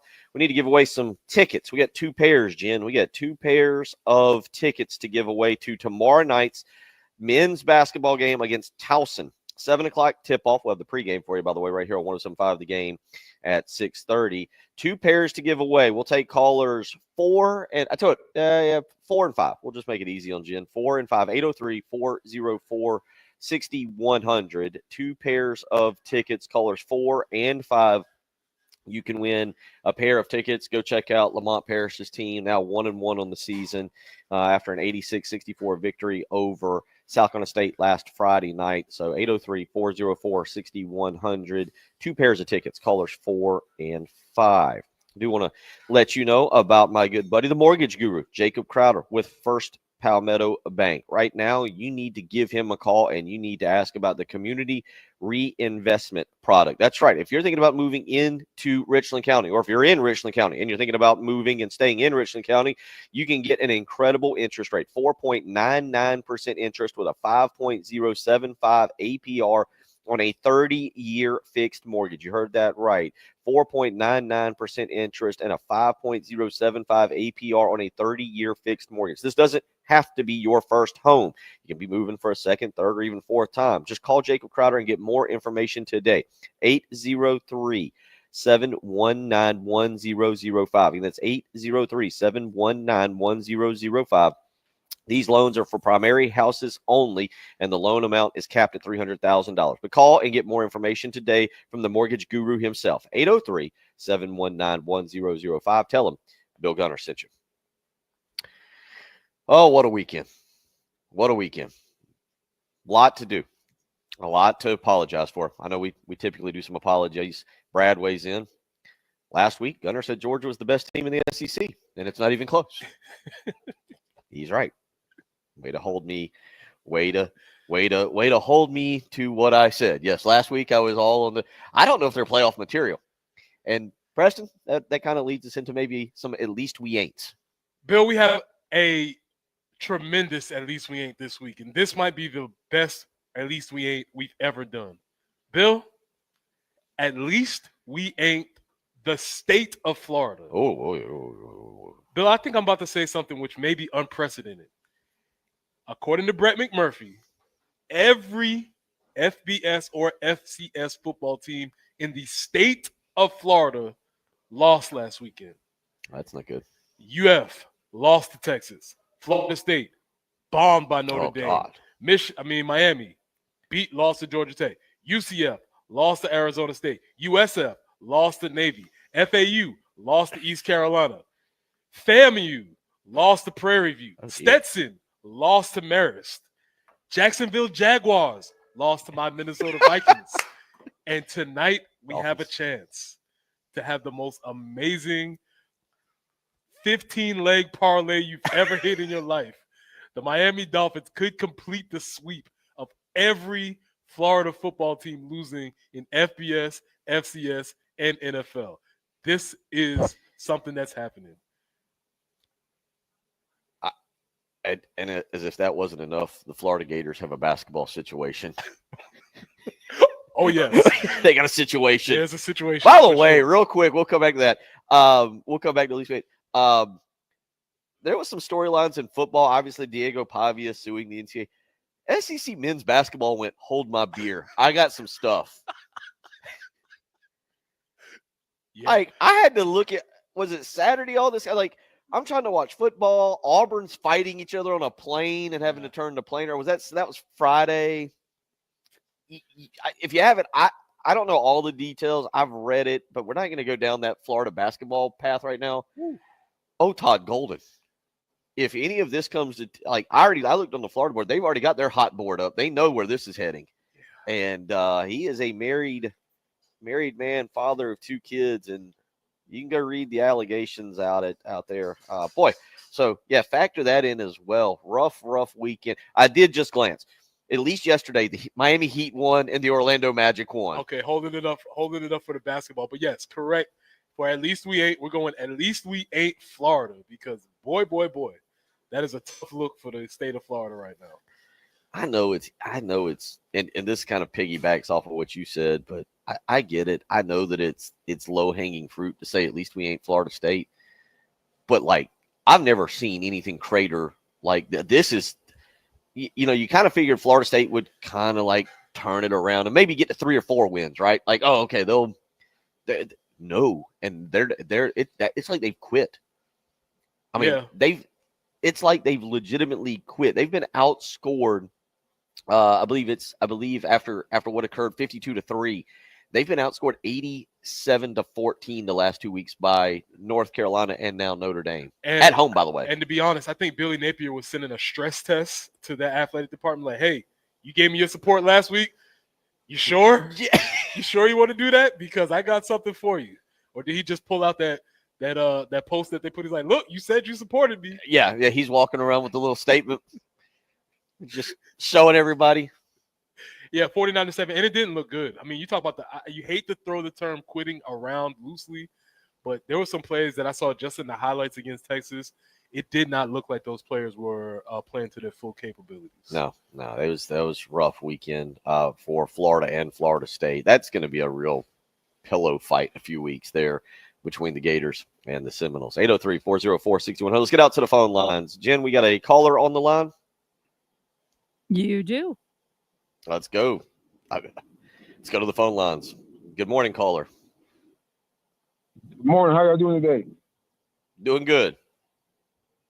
Got a question for y'all, man. I mean, it's a great season we having so far, but thought before the season we'd be in position to win 9 games, man. This was in a position to be able to win 9 games. I don't think many people counted it. There were some people out there living in fantasy land, and we have actually gotten to this point. So there's 3 games that we got to get. We'll see if we get them. Man. Another question for y'all, man. Where do y'all think this defensive line ranks all time with the Gamecocks? Whew. That's a Preston question there. That's a tough one. Is it the best ever? The best ever. There's some chances that they could be. Now, they don't have my favorite player ever, who is Melvin Ingram, so they have nobody of that caliber yet. But there's a chance. There's a chance. We got to finish the job. I think it's likely, very likely, that at least 5 of these guys play. I'll just throw a number. I'm going to throw a random number out. 10 snaps in the NFL. If Tonka, Sanders, if Hemingway, Sanders, and Boogie play 10 snaps, and then Kennard and Dillon Street, 5 of them. I mean, I'm thinking back to that line that had Devin Taylor, Clowney. Right. I don't know if Kelsey. I don't know. Ingram. I don't know if Ingram. Dang. Travian. Travian got drafted by the Falcons. So yeah, he played like a 3-4 year bid in the league. I don't know if Quarles ever played. I don't know the number of snaps Quarles played, but when you think about the lines that South Carolina's had, and then Preston, even go back to your time, Abraham. As you had Edwards, Pickney. Abraham was a baller. Langston, yeah. So yeah, I think that's a question. Call us back on December the 2nd, that Monday morning after we've wrapped up the season, and I think you bring up a legitimate question. All right. One last question. Do y'all think this is a top 15 in the nation defense? Yes. Preston, you on board? Yeah, statistically, obviously, yeah, they're up there for sure. They're up there, right? Yeah. Yeah, man. Did any of y'all see this coming before the season? Well, the players were talking donuts, and we was definitely saying, I don't know if that's going to be the case. I heard donuts. I heard we got to make a historic run. And I got to be honest, when Debo was saying that, I was like, all right, relax. And to his credit, they have shown. So they have done a lot of good things. Yeah, appreciate the phone call. Yeah, did we see it coming? I don't know. They were good, but the only time I say is I started to look around when we pointed out that I think it was, and I can't remember the exact number. It was like they put out the 3 deep, and it was something like 15 out of the 18 were seniors, super seniors, or guys that were checking into what Medicare may cost. You go, okay, maybe they're going to be pretty good. Are they going to be this good or this dominant? No, I don't think we thought that, but we thought that early on. We did say, Preston in particular said it early on in the season, that this defense would have to lead the team through the month of basically September. Throw in the Old Dominion game, and they'd have to lead it, and they more than did that. 803-404-6100. We'll get into some thorns, buds, and roses. You got some stuff from the weekend? Oh, I got some things. Some things always are happening. Things are going. Things are coming. We will see, but I do have some things for sure. Oh, did you leave the Bucks? Did you they leave lose out Tampa Bay? Oh, yeah. And it gets even better? Yeah, I think they lost. Didn't they lose? They lost to the 49ers. Didn't they lose 26-20? Am I crazy on that? Did I not see that yesterday? Did they lose 26-20? Did you forget the real quick here? So let's see here. Schedule. Did you? I might have left out the Bucks. I did leave out Bethune-Cookman, who also lost to Southern. So if we were just talking about leaving out 23-20. They lost 23-20. Florida, you can do this, Miami, we believe in it. You have to complete this. Yeah, Miami's on the road tonight at Los Angeles. Oh boy, at the Rams. Hey, wow, that's a stat. It could be. I don't know if it's the first time ever. I'd imagine it has to be. It's got to. It's up there. That's something. Every FCS or FBS team in the state appears loses. and appears to be the NFL too. 803-404-6100. How you can weigh in if you want to do so. You're listening to the early game.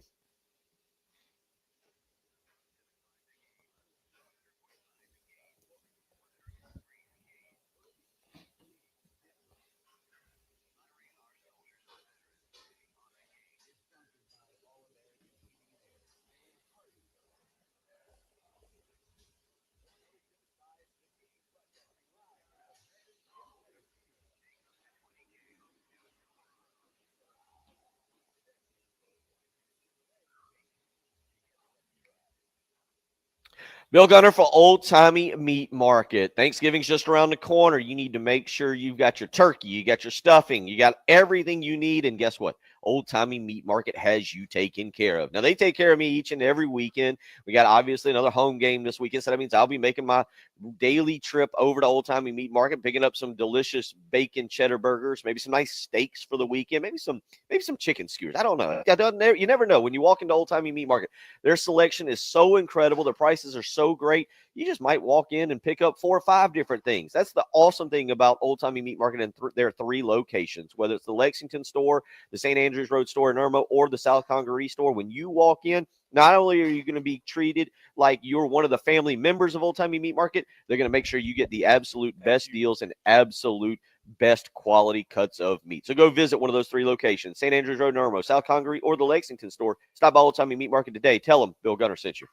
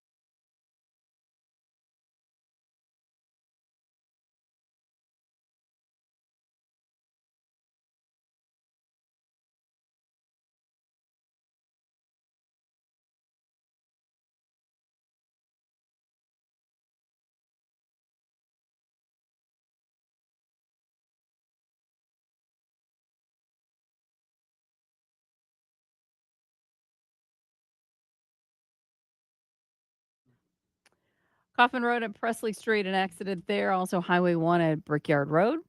Lewis Rast Road at Southbound Road in that town called Lexington. That's it. Old Cherokee at Old Chapin Road, an accident there. 2 more to let you know about. Highway 378 near Atlas and Watling at Wilton. Rain should be clearing out this morning. 76 for the high, 72 with sun tomorrow, 63 on Wednesday before a little more rain and cooler temps on Thursday. High of 58. It's kind of overcast and 61 on the early game.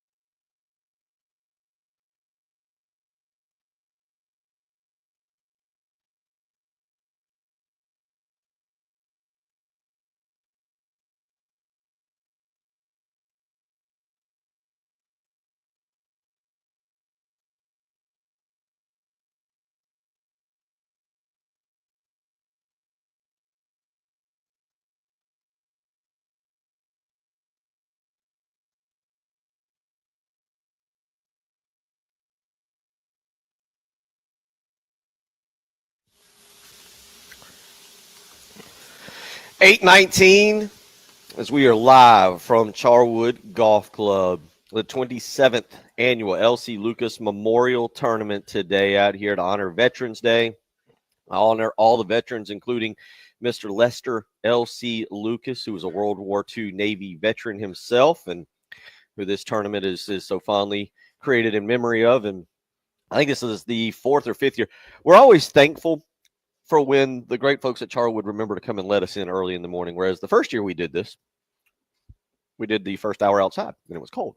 But we appreciate the folks here at Charwood for allowing us out here to be a part of this great event each and every year. I think this is, Jen, I think this is the 5th or 6th year we've been a part of it out here. And it's, again, always a lot of fun to see Rock and Daniel and come and honor our veterans and have a great day out here and do this. So, again, thank you to Charwood for putting this on, and thank you to all the veterans out there that are listening this morning that have served and fought for our country, and people like Mr. Lucas, who was a World War II Navy veteran. Preston, always a fun event to be at and a great day to celebrate our veterans here in this country. Absolutely. Always a pleasure and always an honor for the folks who have served our country. We'll have something coming up here for them shortly. 803-404-6100 if you want to weigh in. It was a busy weekend, and you've got some thorns, buds, and roses to get to? I absolutely do. If a weekend goes by, I thought I was going to make it through the weekend with having no thorns. Oh, no. I thought.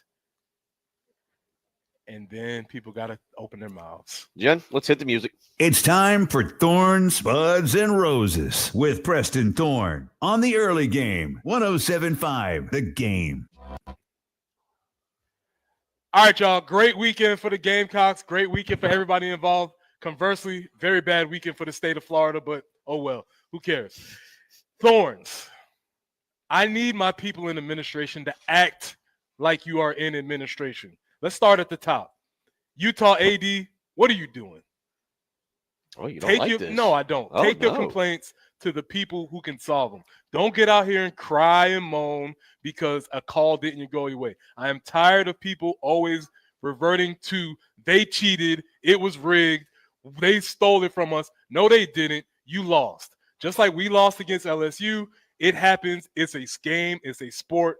If you want to get rid of the refs, good luck finding more people that are coming. Everybody talks about the referees. Nobody's signing up to be a referee. And we're not even paying them. So, look, I'm tired of us talking about the referees. And you as an AD, you should not be taking that to them. Hope you get fined. Hope you get fined a lot. Coming home. Shane, what are you doing?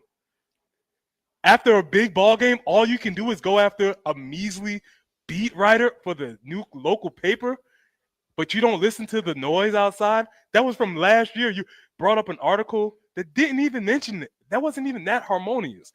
Relax, Shane. You're winning.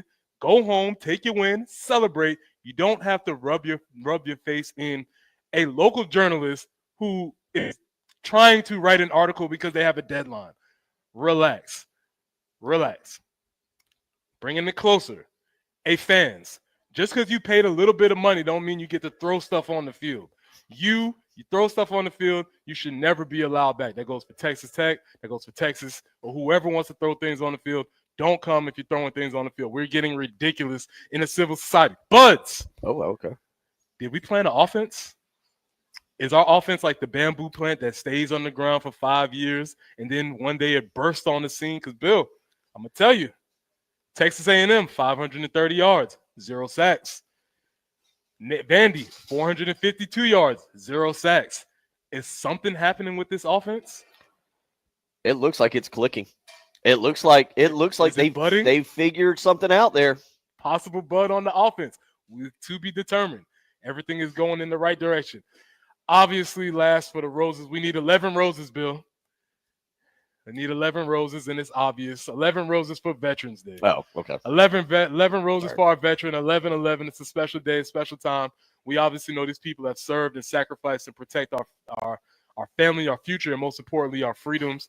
I have 2 important vets in my life. My grandfather, Cleveland Bellamy, who was a World War II veteran. They don't make Clevelands very much anymore, Bill. You can put that on the list of old names. Wendell. Cleveland Wendell, and my deceased father, Albert. I don't think they're doing a lot of Alberts either. Albert Thorn, who was a Marine. So shout out to my grandfather and my father who were veterans, and everybody who's been a veteran, who is a veteran, who continue to serve our country with honor and dignity. We respect them. We respect you all for your service.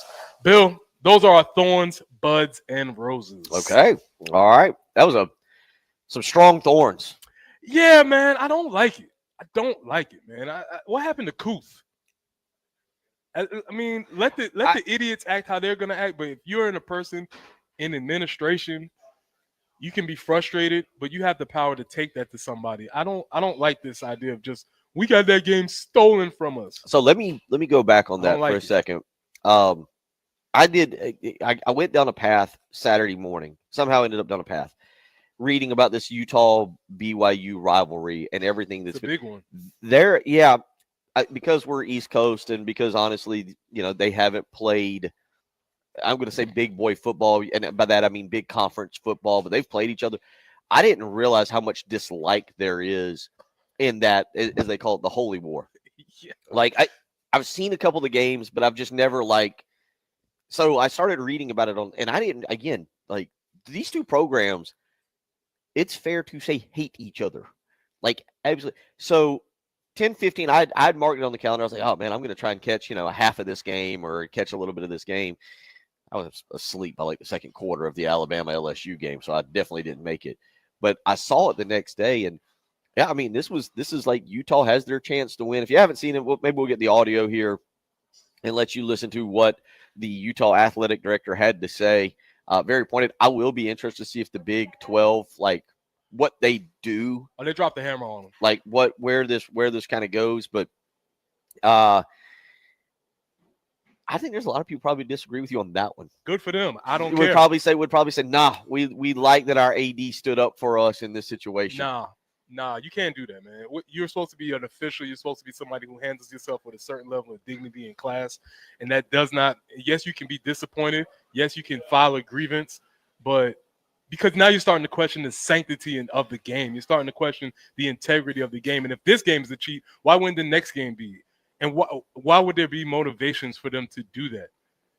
Unless we find motivations, and we haven't done that. So I just jump into the level of, he said they had the game stolen from us. That's ridiculous, man. Yeah, the words were absolutely stolen, and he was disgusted by the professionalism of the big. That one I thought maybe was a little professionalism, but I thought it might have been a little over the line. He also, it says the article, and again, it says he took the podium. Literally, he went up there and took the podium. Yeah, went up there and just was like, "It's mine. I'm going first." Because why does the AD speak? Let me ask you. You said he got hammered, $40,000, and he was issued a public reprimand.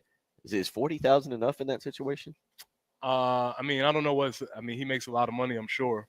And I don't know, he's probably going to cook the book some sort of way where he doesn't actually pay for it. Because guess what? The AD controls the money. I'm sure he'll bring it out of some discretionary fund. I don't like it. Yeah. I don't understand how we make referees the enemy. All they're doing is trying to call the game. They're not paid as much as anybody on there's nobody on that field that's get paid less than the referee, including the players, coaches, assistant coaches, nutritionists. The referee makes zero money and they get all the blame. Yeah. Hey, if y'all want to be refs, go sign up. Oh, this was a program you kind of liked at the beginning of the year. I like Kyle Winahan. Yeah. He's my guy. There you go. 803-404-6100 if you want to weigh in on any of that. And we'll get into a little bit more as we roll through the morning. You're listening to Preston Thorne, Bill Gunner, Jen Jensen. It is the early game.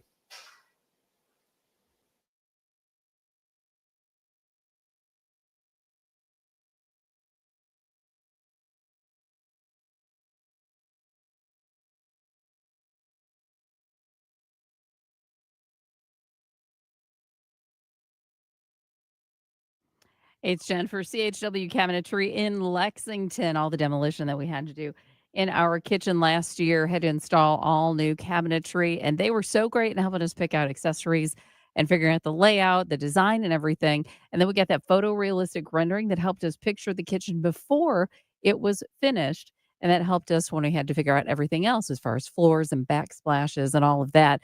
But they do more than kitchens. We bought a cabinet for an upstairs bath, and right now we have one coming for our master bath in a renovation that we're doing. And they're so helpful. The process is absolutely fantastic, but they can help you with new cabinetry. Maybe you need more functionality in your pantry or your closet or something like that.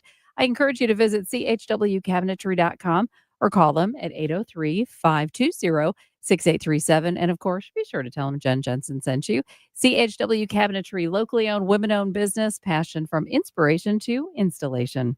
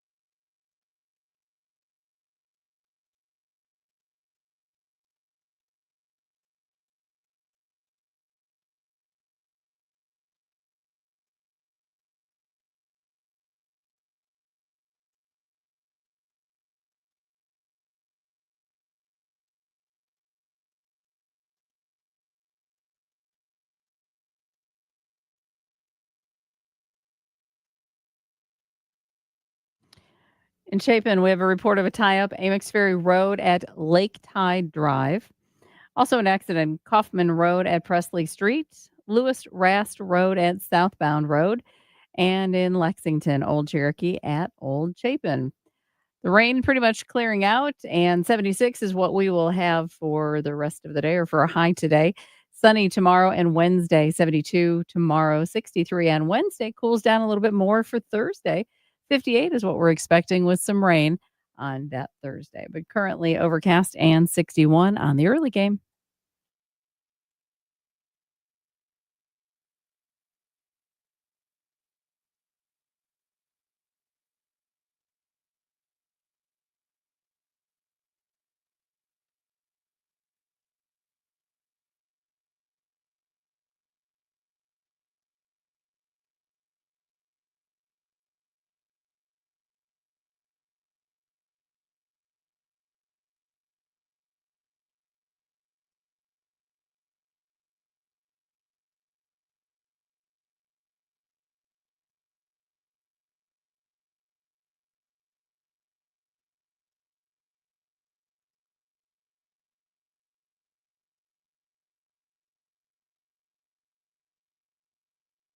From the half-foot yard line. Sellers with Sanders to his right. Sanders to the left side. No question this time. Touchdown, Carolina. Touchdown, Rocket. Sanders just wiping people away from him from a half yard out and into the end zone. The extra point will make it 21-7. Gamecocks. Someone pour me up a double shot of whiskey. They know me and Jack Daniels got a history. There's a party downtown near 5th Street. Everybody at the bar getting tipsy. That was your vibe check on Friday morning, and it was appropriate as Gamecocks stroll into Nashville, uniforms and all. 28-7. I actually like the uniforms. I was a fan. I don't know if I'd wear them again this weekend, or I guess South Carolina's next road game is at Clemson, but I was a fan of the uniforms. Jamie was not. Some other people were, some people weren't. You're with me, right? You're with me on the uniforms. They were fine. Didn't dislike them. They were cool. Yeah, they were good. Yeah, wear what you want to wear. I'm okay with it. I'm pretty content with it. But what a game. Lenora Sellers, 14 of 20, 238 yards, 2 touchdowns. You look at his last few games, Preston, and he's look, he had the fumble. He's got to continue to get better at that. But just looking at the last few games, he was 13 of 27 against A&M, but I felt like some of those were throwaways to avoid sacks or to not do something stupid. But 16 of 24 against Oklahoma. Even the Alabama game, 23 of 31. He's now thrown for 238 yards or more in 3 of the last 4 games. Again, the Oklahoma game, they didn't ask him to do a ton. 16 of 24 for 175 yards. Hasn't thrown an interception since the Alabama game. Over the last 3, 5 touchdowns, no interceptions. And again, back-to-back games now with no sacks. Yeah, and we need to maybe make, since we're investing in analytics at the early game here, we maybe need to make a statistic for quarterback sacks avoided. That's good. Right? Yeah. Because that is not a statistic. It doesn't show up anywhere in the box scores, but he avoided 2 definite sacks, and then even one he avoided, he made a plus play. So the idea of sacks avoided is a huge thing that Lenoris brings to the game. No, no doubt. And also, again, as we kind of mentioned, now you start to also see the Rocket Sanders that everybody thought we would be getting in the transfer portal. And you look at what he did Saturday night, leading the team in rushing and receiving, 2 catches, 52 yards for Sanders. And again, going back to his last few games, Preston, look at what he's kind of starting to put together. Even if I go back to the Alabama game where I thought he was starting to pick things up. Alabama, he had 16 carries for 78 yards. Oklahoma, again, 15 carries, 33 yards, but now back-to-back 100-yard rushing games for him on the season. And 3 games to go. Well, 4 games. Well, 3 games. 3 games. I would be surprised if he played in the bowl game. He has a little bit of an injury history. And that is something we legitimately get to talk about now. Ooh, will this guy? It's not if you make a bowl. Nope, we got it. But he is 304 yards away from a 1,000-yard season. Ooh, okay. He's going to join rarefied air in the Gamecocks. But yeah, even when you say he had 100 yards, he didn't just have 100 yards. He had 100 plus yards, right? He had 150, 146, right? He's had 3 games this year of 100 yards, 143 against LSU, 144 against A&M, and 126 on Saturday night. Yeah, those are getting upwards of, way higher than just 100. So he's controlling the game. He looks fluid. He looks strong. Everything that we thought we saw early is coming to fruition. I would also like to mention this. He has a great beard. He has an outstanding beard. It's uncommonly high and full for somebody of his age. One other thing for him, last 2 games, he has had 144 yards receiving, 92 against A&M, 52 against Vanderbilt on Saturday night. You're seeing that connection with Lenoris and Heed right now, kind of out of the backfield, and again, not trying to do too much, just give him the ball and then let him make some guys miss and go. Well, I think what you're seeing is that Dallas figuring things out as far as offensively, and he's saying, look, we don't have necessarily the weapons we thought we had at the wide receiver position, so let's shift some of these receptions to the running back and the tight end, and you're seeing those guys start to be successful. And then one other thing, you talk about the development of those two, but also now the slow, I don't want to say slow, but the development of our STP rankings, our stupid rankings, where Preston, you're seeing South Carolina they did have 6 penalties on Saturday night, but only 1 turnover. And again, no sacks given up. Yeah, they're starting to win that battle. We've talked about it. There's trends developing. If they don't do those things, if they don't give up sacks, if they don't turn the ball over, and they don't have a lot of stupid penalties, this team can play with anybody, and that's what plagued them earlier in the season. So yes, they were -3 in the STP plus rankings, patent pending from the early game, and we're going to see if this is a trend that continues. One other thing, we talk about the sacks not being given up. I don't know what this means, and it didn't really get discussed post game. Josiah Thompson goes down with an injury, says he didn't really feel he could go. Tree Babalade comes in. We've been asking all year, where's Tree? Here comes Babalade, and he played I saw a couple times him putting some guys on their back. He played a very good game. I think again, it's interesting to see where this offensive line goes, not just over the next 3 games, but in that bowl game as well, because I'll be interested to see if someone like Rashawn Lee feels he needs to play in the bowl game, or Torricelli Simpkins, maybe Kamara Bell. Because if they don't, you got all these young guys. You got Marquis Anderson. You got Trovon Ball. Babalade will fit in there somewhere. Blake Franks, Cam Pringle. You get the point. There's a lot of young guys. Ryan Brubaker, Jatavius Shivers.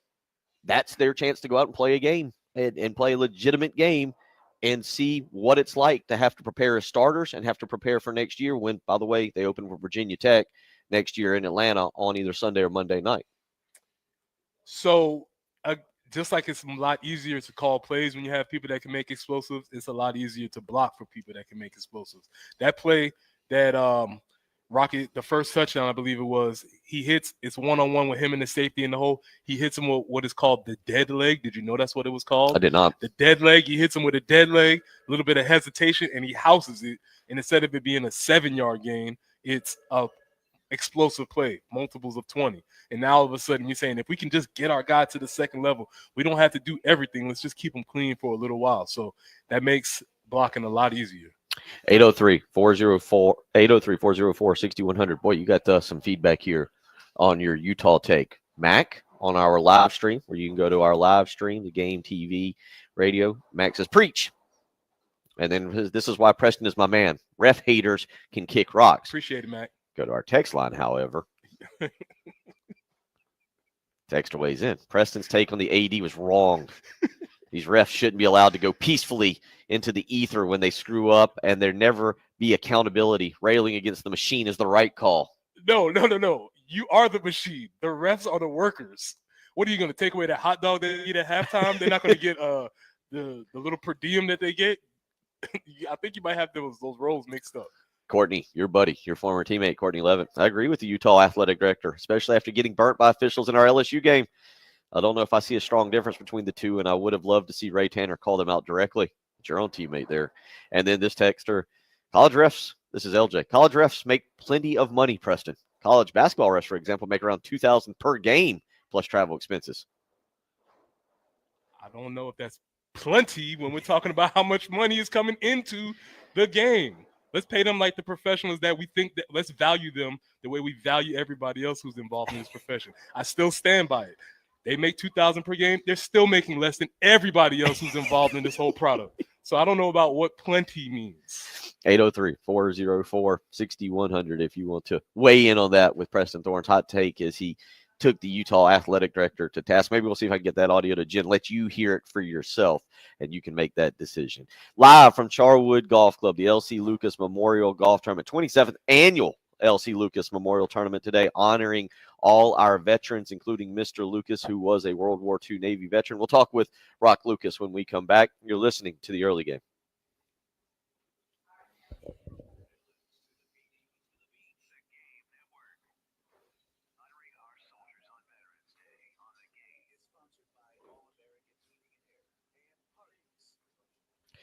Bill Gunner for Mid-State Roofing, where for nearly 30 years, Mid-State Roofing has been the leader in the roofing and waterproofing industry. And I always ask you this, are you thinking about your roof right now? Were you thinking about it before I started talking about it?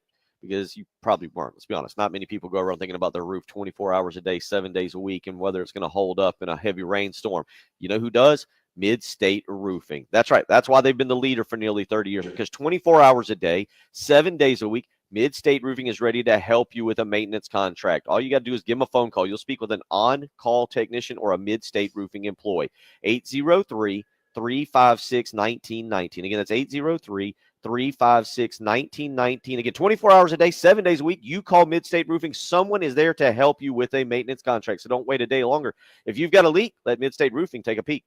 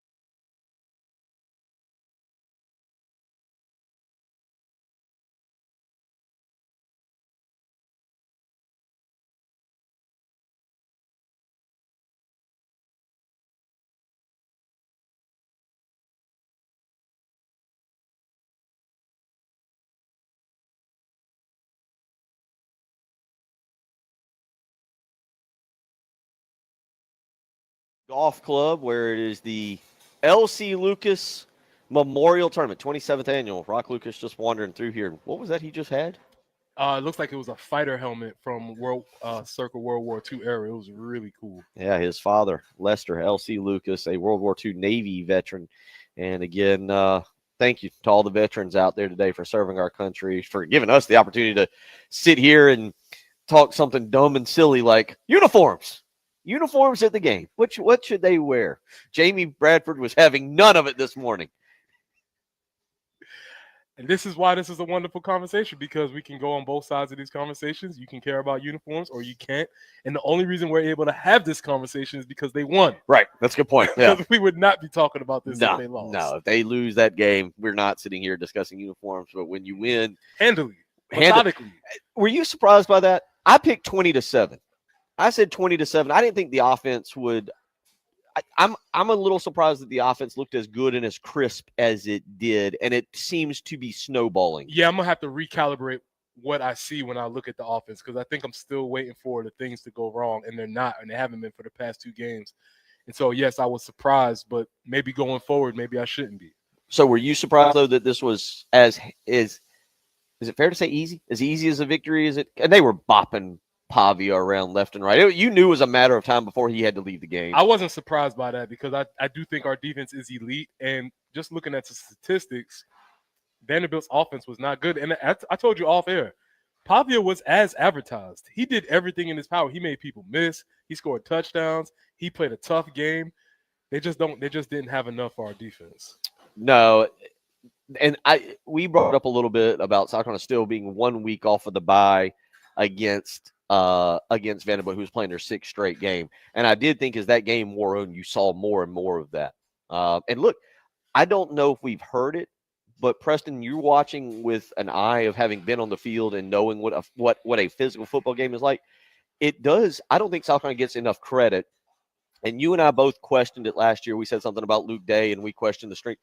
One thing that I don't think is getting enough credit, this does appear to be an extremely physical football team. Like an extremely physical football team. You see them hitting, you see them running, and you see them with the ability to be durable. What we've talked about in the past was the injuries were piling up. Right. They're not happening this year. And we can just write it off to luck or coincidence if we want to do that. But I think there's probably some things that happen systemically or systematically that have given them some of these advantages that they have. Yeah. And so South Carolina does that, and we'll kind of put a bow on it tomorrow. We'll put a bow on all that tomorrow, and we'll look at Missouri, where again, our early line is out, and it's looking like 13.5 right now for South Carolina as a favorite. Which what'll be interesting this week is the Brady Cook situation. How healthy is he?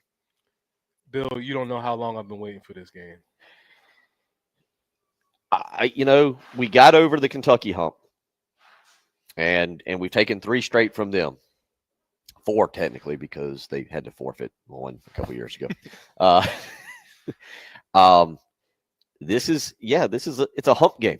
You've got to get over Missouri if you want to get where you want to go. It requires beating Kentucky, as J.C. Sherbert has said, your peer teams. Yep. Kentucky is one of your peer teams. So is Missouri. They were in your division, and you've got to get over them. And again, going by what Vegas says, and we'll celebrate a little bit longer, but going by what Vegas says, this should be a game where they walk into Williams and leave with their tail between their legs, right, as 13-point underdogs. And if we're going to take the next step as a program, that should be the expectation.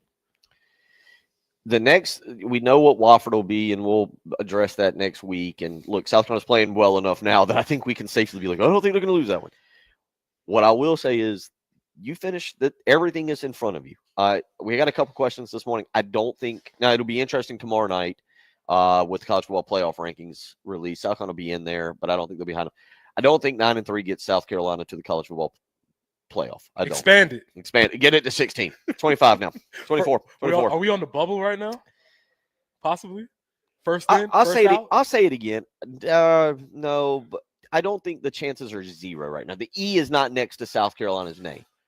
The E is not there. You're not eliminated yet, but it would take a lot, maybe way more than it's capable of. But I don't. The chances are not double digits. They're singular, but the E is not there. And keep winning games and keep those opportunities open. Bill, you know what we do on this show. Oh, we were overly dramatic. I'm gonna plant the seed right now. We will continue. Playoff elimination game. Saturday. Oh no, you're right. No, you're 100% right about that. That is not no, you're right. First round of the playoffs. If Missouri loses, you're 100% out. You're 100%. Mm-hmm. But Yeah, no, that's you're 100% right. Rock Lucas walking through here again. We appreciate him for joining us or for allowing us out here this morning. Here as we start to wrap things up again. It is the 27th annual LC Lucas Memorial Tournament where the weather is open, it is clearing up. We have seen the onion sausages appearing, delicious this morning, and always a fun time when we come out here. Great times as always. Love sitting in here. I like seeing the place come to life. Sure, Rock has gotten maybe 8,000 steps in between since just the time that we've been here. You just see the life happening. Yeah, we were gonna have him on. He is running all over. I saw him taking, I believe, Bloody Mary mix out a little while ago to get us set. But yeah, we'll again cover a lot of stuff tomorrow, Preston, as it pertains to putting a bow on the Vanderbilt game. 16 in a row, and next year we know we get them at least one more time right here in Columbia. Chance for 17. Our streak is Sweet 16, Bill. What are we going to get? A car? We're going to get in it.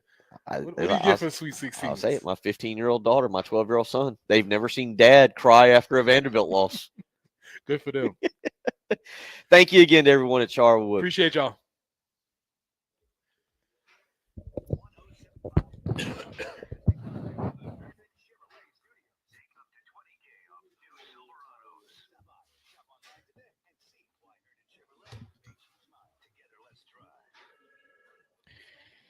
Thank you again, everyone at Charwood out here. It's been a fantastic morning and a great Veterans Day.